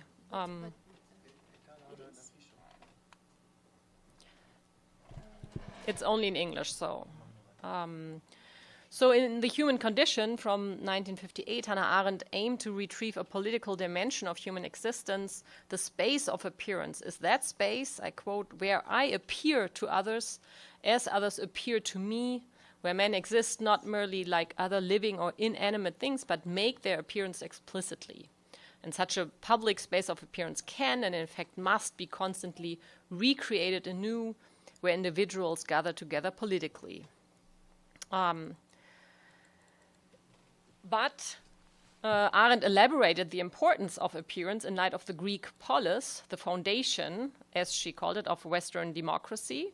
But the Greek polis, as we know, as a public space, was the domain of the free man and citizen, not of the slave, not of the woman, not of the foreigner. And as Judith Butler has critically remarked, Arendt's view of the foreign, unskilled, feminized body, quoting Butler, that belongs to the private sphere is the condition of possibility for the speaking male citizen who is presumably fed by someone and sheltered somewhere. So who or what appears on stage, on the political and legal stage, who is being seen and heard in public and whose actions count politically, is conditioned and marked by what is happening off stage, by what is unseen, unheard, and unaccounted for. And I think the case of the rights of nature is, a new challenge, but a very interesting one to think about. How can nature appear in political and legal spaces of appearances? And just as a footnote here, it is interesting that in The Life of the Mind, Hannah Arendt actually asked about sentient beings, men and animals, and their ability to appear. But I will not go into this today. So, as you know, Latin America is the avant-garde in according autonomous rights to nature and animals, and in thereby legally recognizing non-human entities as legal persons, obviously influenced by indigenous ideas about nature, so that the violation of the rights of non-human legal persons entitle them to bring suit, natural non-human legal persons to bring suit in transnational courts adjudicating matters of fundamental and human rights. So this is one way, again, how nature can appear in the court of law. Ecuador, I will not read this out loud, these are just examples. Ecuador introduced basic rights for the ecosystem, Pachamama, and declared nature a legal person. And in Bolivia, personal rights for nature were codified in 2009. And courts around the world have been following suit. And now there are big discussions in Europe too, following the lead of Latin America. It is a legal development aiming to recognizing the rights of nature so that nature is legally elevated from an object of property or as legally irrelevant, just outside of the law, to a bearer of rights and obligations, a legal subject, a person before the law, whose rights can be enforced in court. The movement is based on the concepts of right and of rights and of personhood, on recognition and on the need of representation. I'm quoting, the state recognition, and again, this is a big problem, of course, that, there needs to be some kind of state recognition of rights, refers to the problem of representation that Maria also raised already, and mediation of human and non-human interests, notes Ivan Dario Vargas Ronsancio, which leads to the question, what kind of people should act on whose behalf? And the Colombian Constitutional Court in Bogota, which elevated the Rio Atrato to a legal person, established, for example, a proxy structure. You can see the example there. In Ecuador, everybody can bring a lawsuit on behalf of nature. There's an ongoing, and I find very interesting, debate happening right now, not only on the juridical level, but also on a theoretical level. And there are, on the one hand, strategic theoretical interventions saying rights of nature are the only effective tools that we have to actually change anything. You know, we need subjective rights in order to change anything. We can see that in you know, the civil rights movement, the women's movement, the workers' movement, etc. You need to show that subjective rights have been violated in order to force political actors to do anything. So that's the strategic argument for the rights of nature movement, and I agree with that.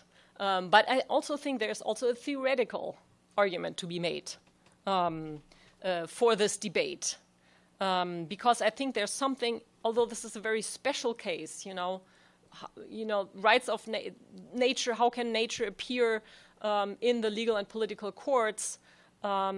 Is a very particular case, but I think there's something to be seen that is actually interesting and challenges the way we think about ourselves and the world.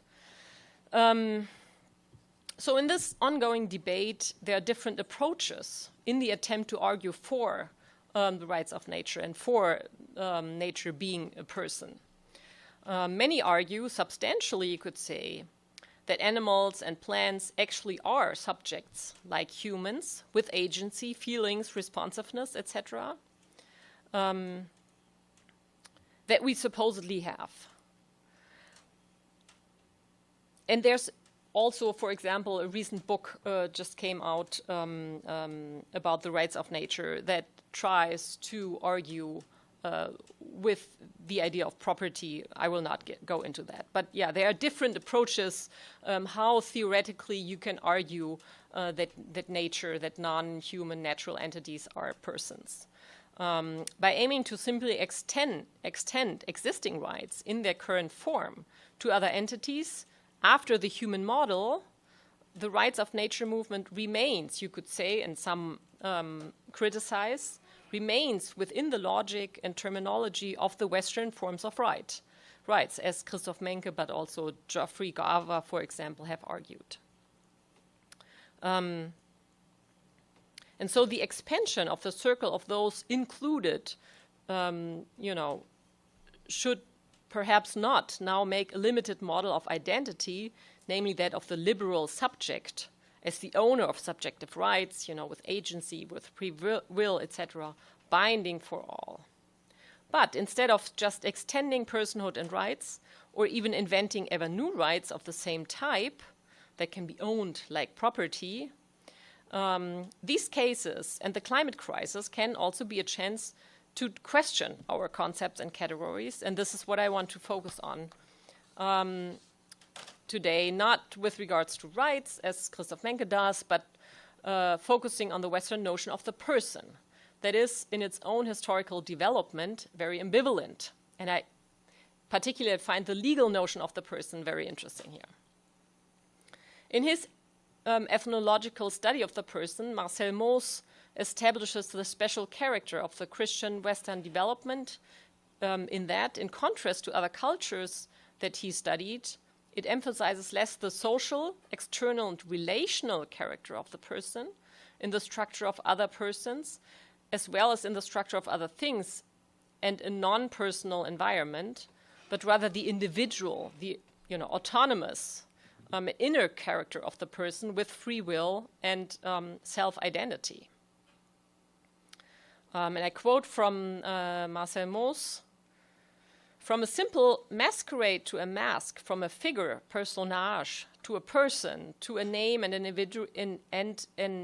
individual, from this to a being of metaphysical and moral value, from a moral consciousness to a sacred being, and from this to a basic form of thought and action, this completes the process." So this is, his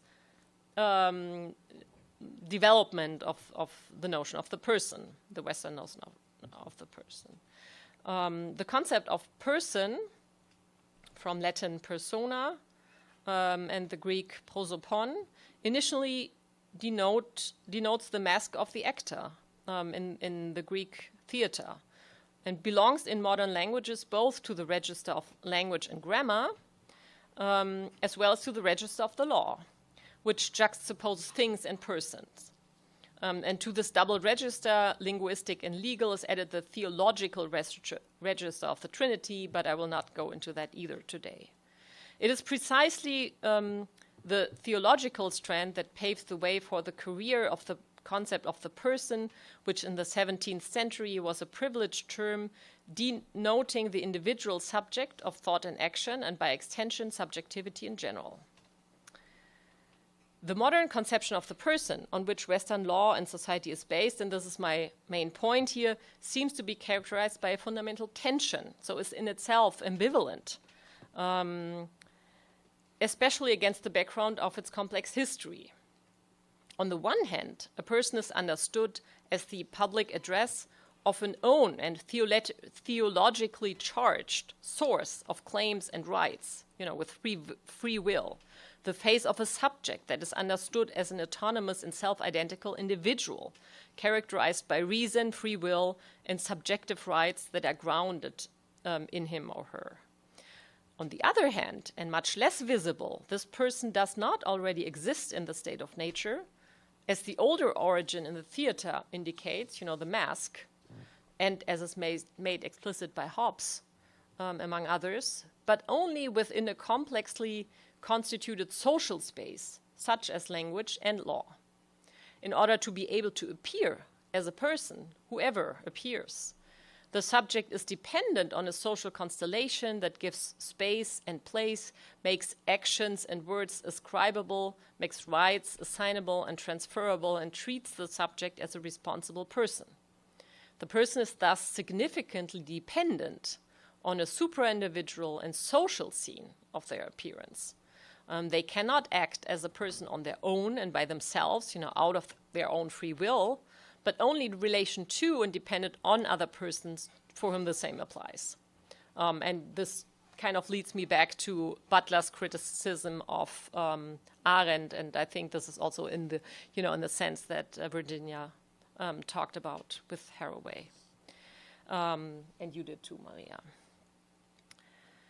If the rise of post-truth, as Oliver just recalled, can be understood as an attempt, as he claimed, to hold on to an outdated notion of freedom and agency that is based on the domination of nature, such conspiracy theories and fake news align with the ideological side of the independent and metaphysical notion of personhood.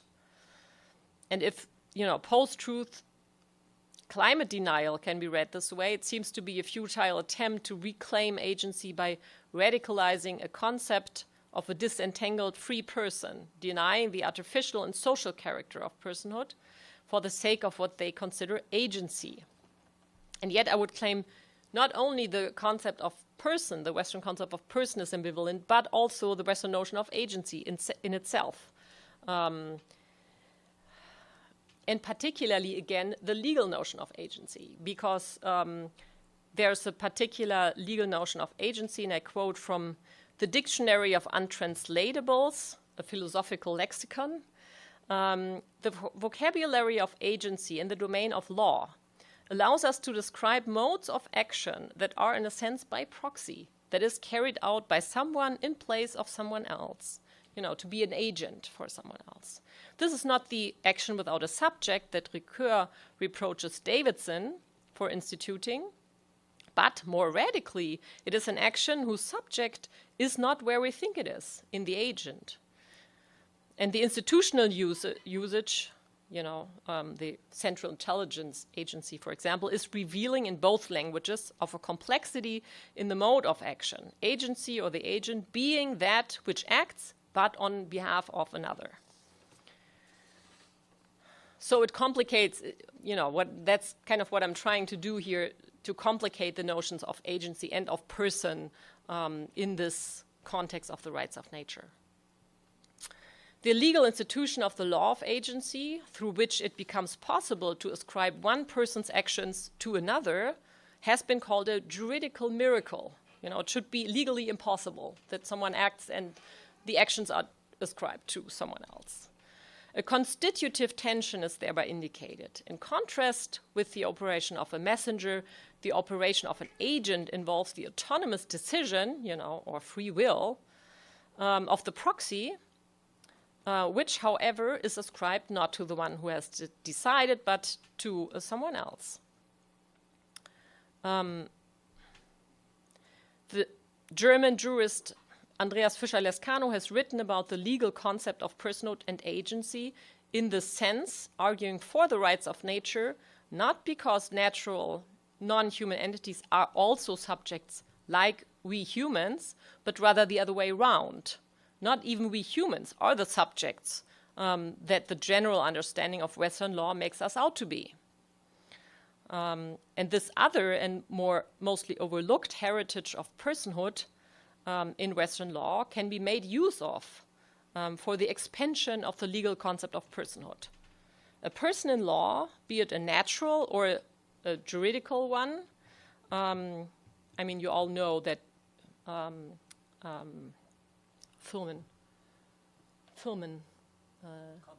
companies can be called, juridical, sorry, my English is gone, juridical persons too.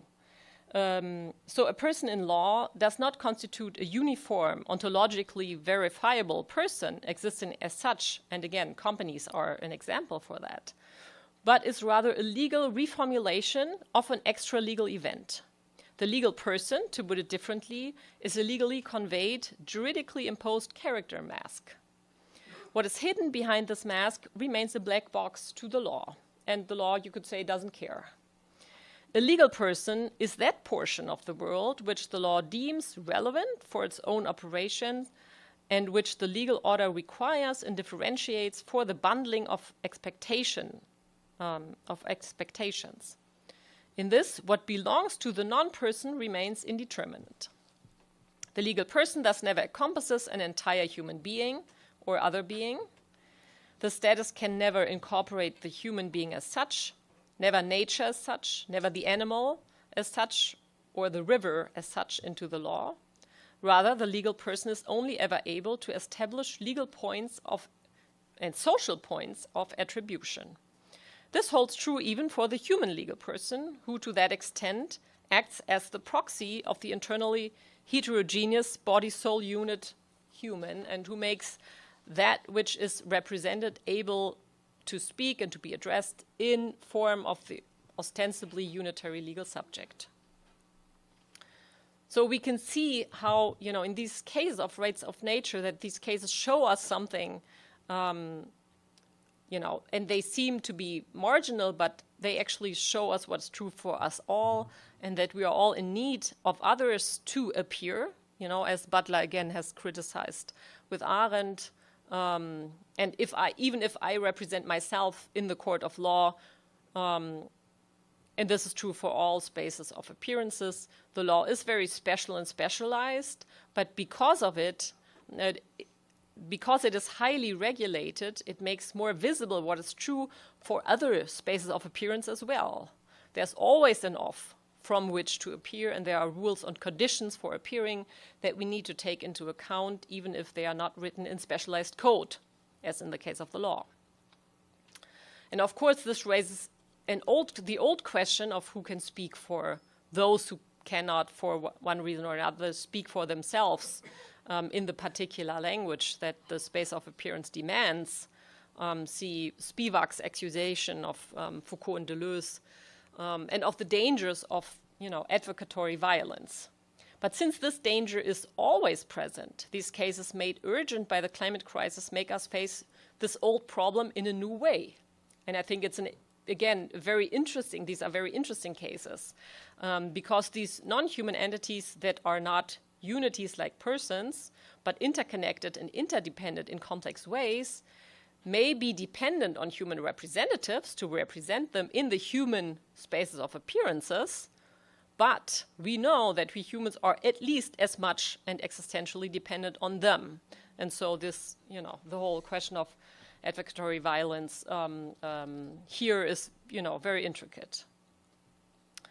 The rights of nature movements are closely linked to the emancipation from colonialism and aim at non-Europeanized relationships between humans and nature. And indigenous thoughts on nature have influenced the movement from the beginning and come from a very different angle than the such Western roots of personhood, but they might perhaps be interesting resonances. And I'm no expert in this, but I'm very interested. In New Zealand, for example, where the Wanganui River, the Mount Taranaki, and the Te Urevera forest have been recognized as legal entities, the law adopts the Maori language in this regard. It speaks of the mana of the forest, its authority, and of the Maori, its life force. And this is also intended to undermine hierarchical structures of representation. But in this context, indigenous perspective can also contribute fundamentally different notions of what person or humans mean. For example, when the indigenous words that are usually translated as human beings and from which such ethnocentric self-designations are formed do not denote humanity as a natural kind, but, as Marcel Moos also mentioned, as I mentioned before, the social status of a person, as Eduardo Viveiro de Castro writes in what apparently has been translated as the inconsistency of the Indian soul. And from this perspective, non-human entities can also be persons. It is a relation of various human as well as non-human entities, animals, plants, artifacts, to one another that is crucial, and this relation is essentially a political one.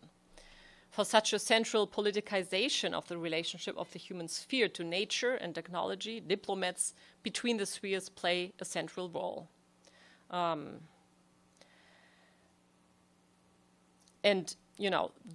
Such diplomats, again, I'm thinking about the legal sense of agency in the Western tradition. In conclusion, the climate crisis requires us to try out new and experimental forms, like rights of nature, you could say, and open us up to other influences and traditions. If nature, the fabric of non-human actors, is to make an appearance in the public sphere, in the political and the legal sphere, this requires a fundamental revision of our understanding of persons and their representative structures in the course of extending the status of person to certain natural entities. The rights of nature movement offers us not only an opportunity to protect the threatened environment, again, would be the strategical argument, but also a chance to redefine the concepts and categories that define our relationship with each other and with the natural world. As we confront the challenges of the climate crisis, we must be willing to question our existing paradigms and embrace new experimental forms of governance. And this requires a fundamental rethinking of our understanding of personhood and agency and representation. And again, I think the legal categories are very interesting in this regard as fundamentally social categories. Thank you very much.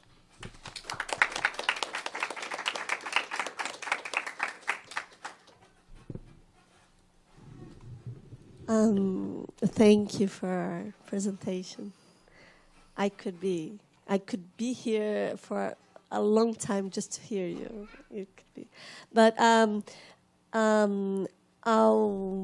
ask you to put all the questions to all the three presentations, including us, and then the rest of the time we can split in three and answer the question. It could be like this. And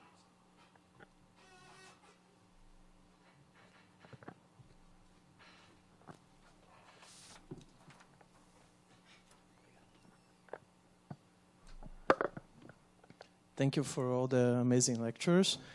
I have for the last years been developing some interest in the topic of post-truth. It was what attracted me here particularly. And it caused my attention on the lecture of Professor Oliver, especially how he said, and I couldn't agree more with the idea that if you try to educate a person that has been showing that behavior, you may not find many results or many change on their posture.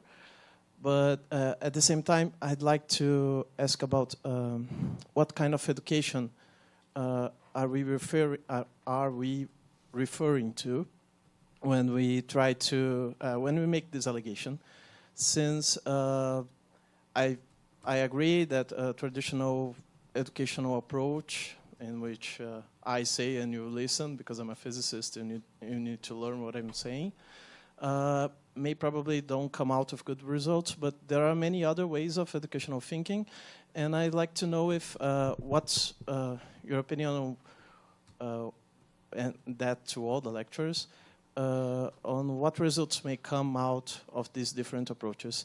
And I also like to try to make a second question, because it's something that I cannot elaborate to myself yet, but it's been already some months since I'm trying to frame a relation between the idea of post-truth and this aspect of nature, and about what is nature and how can we understand nature in many different ways. And it's been really hard for me to actually elaborate anything around that yet. But it caught my attention how the topic was coming and going, like on every lecture. And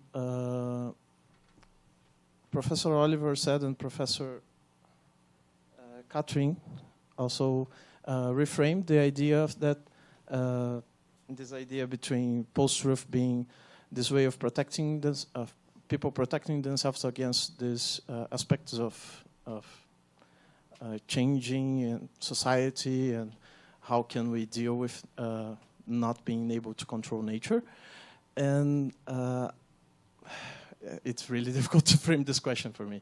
But how can we understand post-truth as something more than only protecting yourself from nature, or only protecting yourself from this idea? Since I believe that maybe if we focus on everything that has been used, that post-truth has been used to define, or to everything that people say post-truth is, does it only refers to that, or how do you actually choose what to let inside the definition and out of the definition? I don't know if I could frame it exactly, but again, thank you. Another question?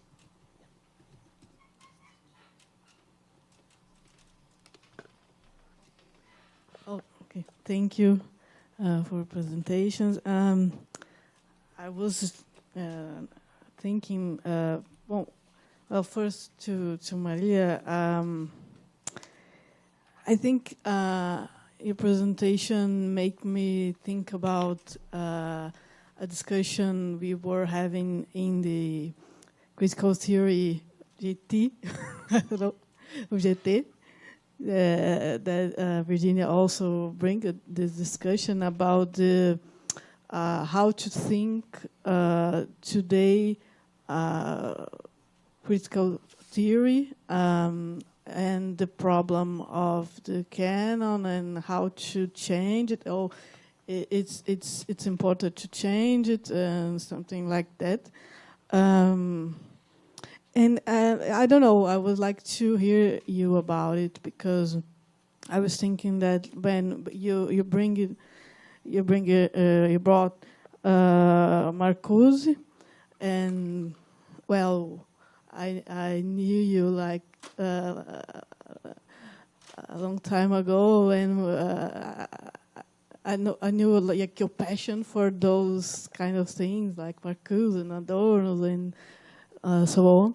And I was thinking like, but it is really this. What is really the necessity of this change, you know?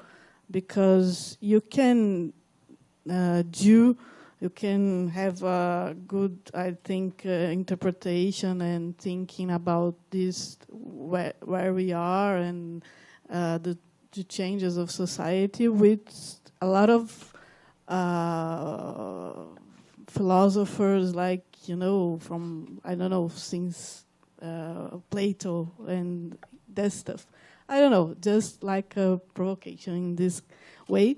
In another way, I would like to ask you if, I don't know, I don't really know Harriet, but I see that I don't know, this kind of like her book about staying with the trouble, for instance. I have a little problem with that because I don't know. It's kind of, I think it's like it's a very pessimistic. I don't know if pessimistic is the word, but it's like let's embrace like this chaotic present and like in a way that maybe it's against a certain Marxist tradition of thinking of I don't know, like revolution, you know, like we have this kind of horizon in mind that revolution is possible. I don't think so, but I don't know. I think it's a problem to me because when you lose that, I don't know, when you lose that, isn't that also like ideology, like in neoliberalism, that like cynism, you know, when you say, okay, everything is going wrong, and then we have to just accept that, and knowing that, continuing to be what we are. I don't. And for Oliver, I think just to. When I was hearing you, I really remember Robert Schwarz's book, when you say, like, what time is it? And then there is his book that, if, I don't know, has a lot of essays about literature. You have, I don't know, I would like to know about, I know you have some researches about Brazilian literature. I don't know, I was like curious about you saying this, if he is like an influential for you. And then you said at the end you have like positive from reading Machado de Assis, like I don't know if you're going to ironies of Machado de Assis. I would like to hear you more about that, because I always thought that was so pessimistic the way Roberto Schwarz read Machado, because it's like I don't know, it has something to do with seeing ideology, and because in Brazil you have this. It's really difficult to saying that in English for me, but you know, but you have the view of some ideology that, because you have bring here and you have no, I don't know to say that, but I think it's pessimistic because it sees it like it is, but in a sort of way it's not no way out. I don't know if it's a way out through irony. Né? I don't know. Just say it. Já falei muito, né? Acho. Quer que eu explique português? Não, tá. Não, porque você tem essa coisa, né? Você, na leitura, me parece, do Roberto Schwarz, de trazer. Você tem as coisas. Você traz o liberalismo para cá, né?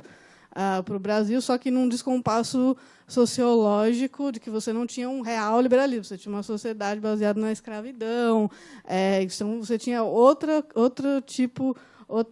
base econômica funcionando aqui, e por isso você tem uma espécie de vantagem de interpretação dessa ideologia. Então, a ideologia que vem para cá, que é uma ideologia liberal, você vê aquilo como, na verdade, algo que não encaixa, né? Algo que não, de fato, num país, né, que não como na França, por exemplo, né? Depois isso vai fazer um pouco de história também aqui na própria interpretação da filosofia, né? Enfim, no Brasil. Enfim, e aí me parece que, a partir disso, ele vai ler no Machado uma coisa de... Né? Você pode, de uma certa forma, desencantar essa ideologia liberal, né, a partir desse descompasso, né, entre ideologia e base econômica, né? Mas, ao mesmo tempo, isso me traz uma coisa... Bom, tudo bem, você vê, de uma certa forma, essa realidade, mas, ao mesmo tempo, fica ali no descompasso, né? Fica ali na... Né, como que se sai dessa ideia, né?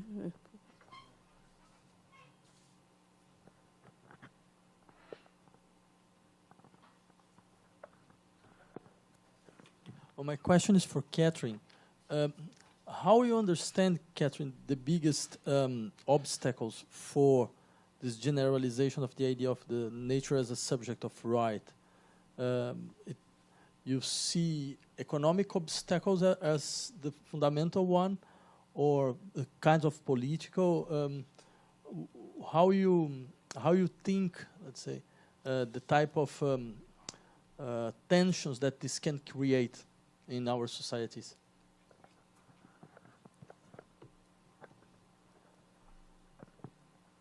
Minha questão é para Oliver. Se eu entendi bem o seu argumento, parece que o fenômeno da pós-verdade está enraizado nesse desconforto com o que eu vou chamar de intrusão de Gaia. E esse desconforto, eu estou pensando ele em termos de uma mudança afetiva, no registro afetivo. E aqui eu estou pensando também com a filósofa brasileira Débora Danowski, que escreve sobre a mudança de afetos e percepções no antropoceno. O que eu queria te perguntar é o que torna o intelectual, ou algo torna o intelectual impermeável ou incólume a essa mudança no registro afetivo com a intrusão de Gaia? Por que o intelectual estaria melhor equipado para lidar com esse fenômeno do que uma pessoa comum que é tomada por esse afeto de desconforto?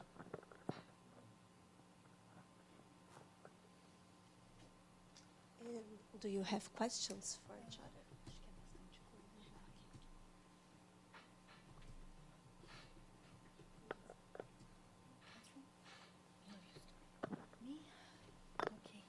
Okay, nice. Well, thank you, Karine.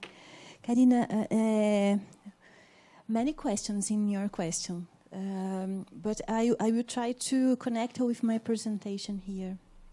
The notion of a canon, if we can discuss, it's a kind of identity, okay? A philosophy needs an identity. We need a canon that can base the evaluations of the process, the curriculum, okay? So we are all connected with the modern state. The institution of a canon is related with this modern education. So I can't, not to criticize, but I can't go out of the canon. As I say between my friends, the canon is in my skin, okay? It's not a good way to dialogue about if we need to keep the canon or not.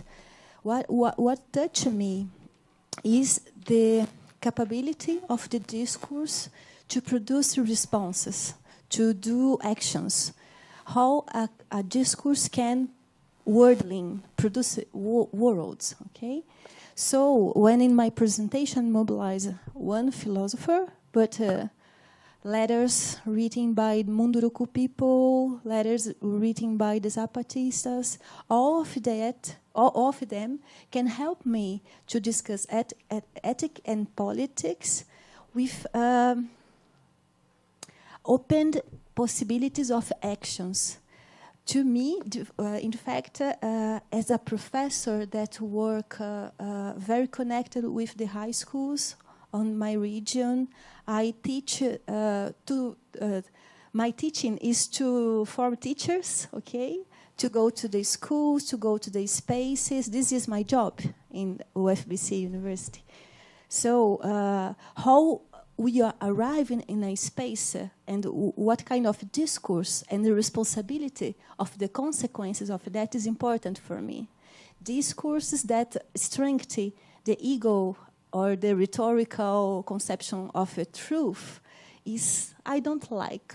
I don't think it's responsible with the community, with the cultural diversity that we have in Brazil, the diversity of religions. So my style, if I can say, to move myself inside the philosophy is not to, no, I don't read it, I don't want to read it. No, I read all the time. I have my, it's normally, but when I need to do a talk, for example, as a climate change, for me, it's important here to have some voices here that, with whom I learned a lot.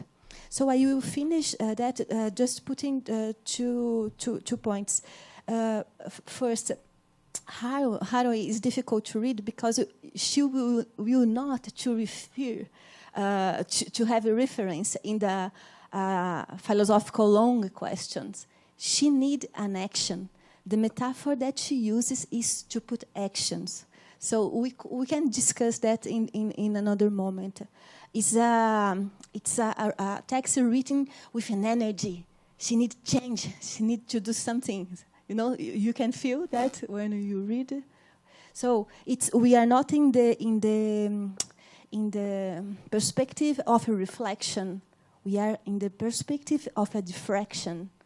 Diffraction is how one idea can open possibilities to multiple ideas. And just to finish, something that is related with your very nice explanation, I am touched. What I learned with the Munduruku process to occupy Belo Monte, to resist with the dam, is the conception of how to create mechanisms to live without the restrictions of the modern discourse, of the modern state. So we have many people that are facing to live in the inner by itself. Okay, so it's for me it's related with the canon. Okay, we can walk in the borders, to open a space, to open air, to think our questions with the people, not myself.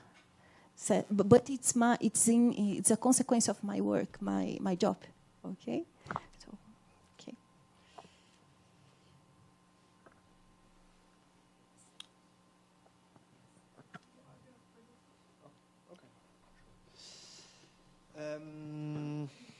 Yeah, well, this was a few questions. I will make it very short, and then we can talk maybe afterwards, having a cigarette or something, because. So the kind of education, yeah, obviously, like I mean, so there's on the one hand there's a philosophical problem that I don't know. You can very easily rephrase it, like in the words of Jacques Rancière, for example. So you can say like, well, this is what I tried to point out with this example of Don Quixote and Donald Trump and his supporters mainly. I mean, Donald Trump is a special case, but is that we have to sort of like reconfigure the distinction between those who know and those who don't know. Okay, and this is like a philosophical point. Well, what do we really do with this? I mean, how can we put this into an actual practice of education? I think that's what the question was, no? And I mean, it's easy to point at certain practices and say like, look, you are reproducing this difference. And it's also a lot, sort of like shallow enterprise to just do that. But we then look at what kind of alternatives we already have. If we look at the history of education and so on, then it would be like obvious examples, like the one that Rancière loves so much, Jacotot. Of course, Paulo Freire is important in this to think about this. But I don't know. That is not. It's not really my. I mean, like, but it is important to have a clear view on the philosophical problem that is at the core of all projects of education. But that's why I said like this. These projects come to a sort of dead end now, and before we can find a solution for this, it's really important that we understand the problem. And the problem is that in terms of like content, there's like two things that need to be emphasized in education for the future, I think, and that is entanglement. Like we have to understand, we have to stop looking at ourselves as disconnected subjects. So we have to really understand the effects that our actions have, and that's a really complicated thing to do. And the other thing is that we have to understand, in my opinion, is chance or chaos. So we have to understand that we will never master all the effects of our actions.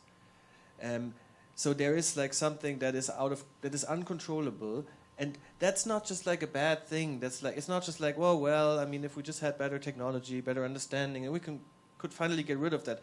That is like something it's not just a limitation to our freedom, so to say. It's the fertile ground of our freedom. So in these two things, if we want to understand them, and now I talk about them as if they were contents that we could just educate.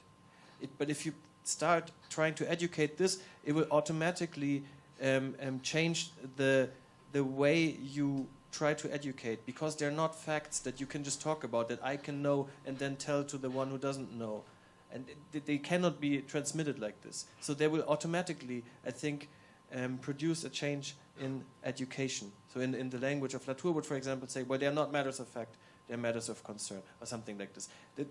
This terminology is not super important to me. But so yeah, that's what I can say about this in a very short time. Then we can talk later about specific cases that are very interesting, that go in a good direction.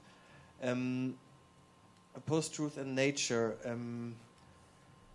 The question was, can post-truth be understood as more than merely an attempt to protect ourselves from nature as the sort of like finiteness and entanglement that is like menacing us against the intrusion of Gaia, then you called it.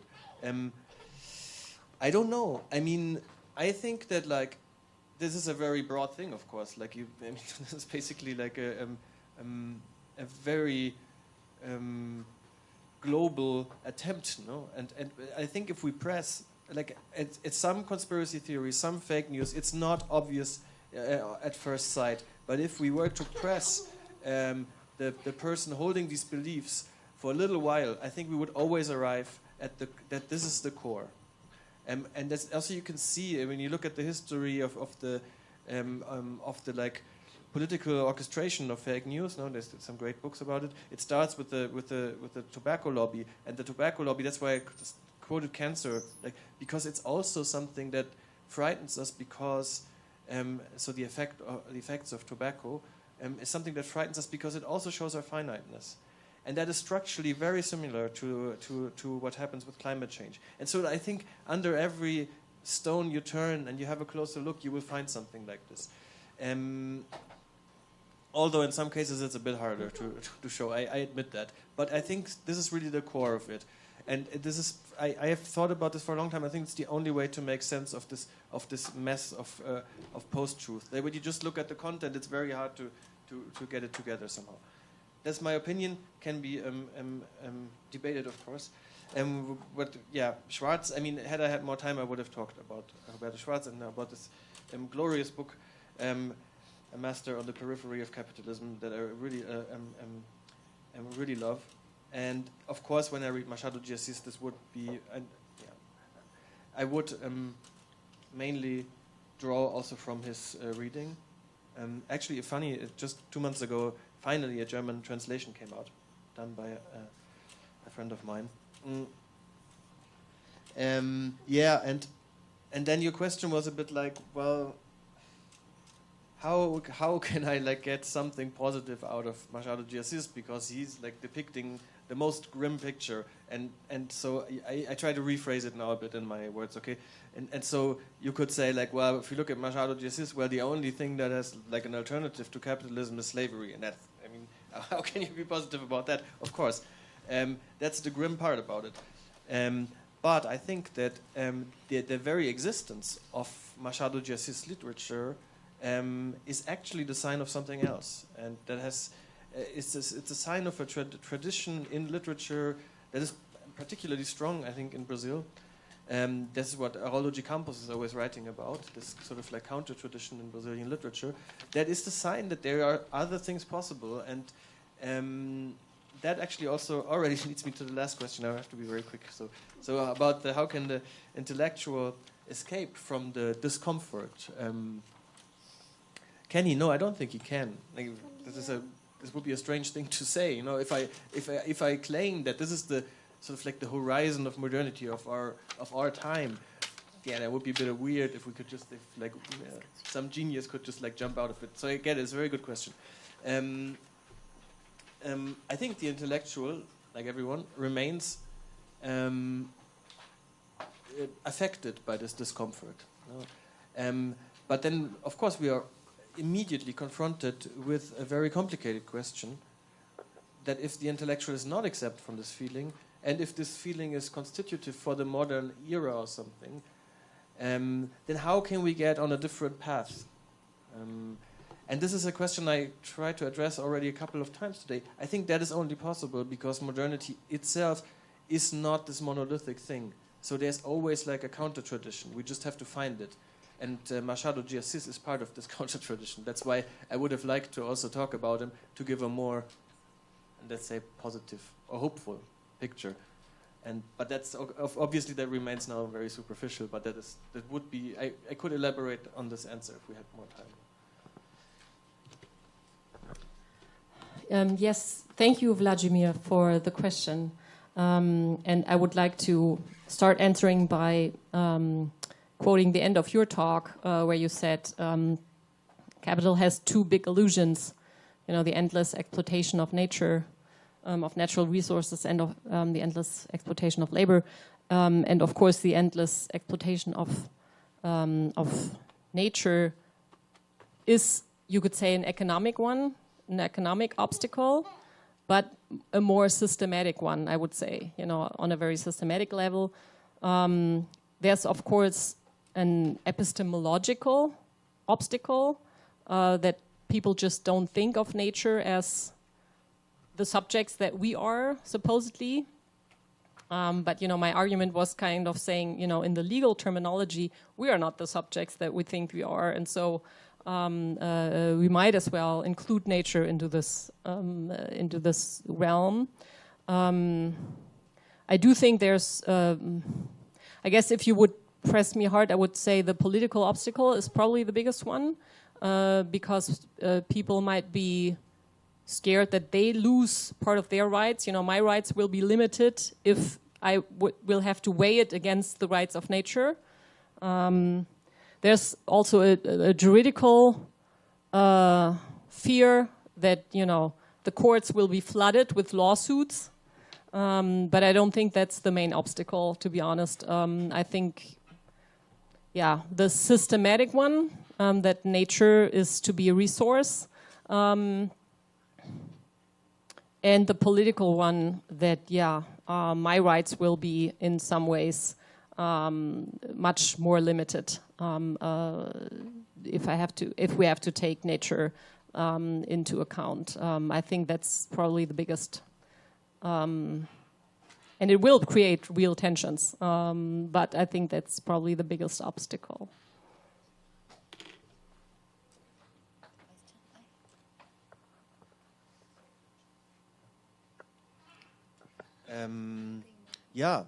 I think we are about to finish. I think Vladimir wanted to say some short last words.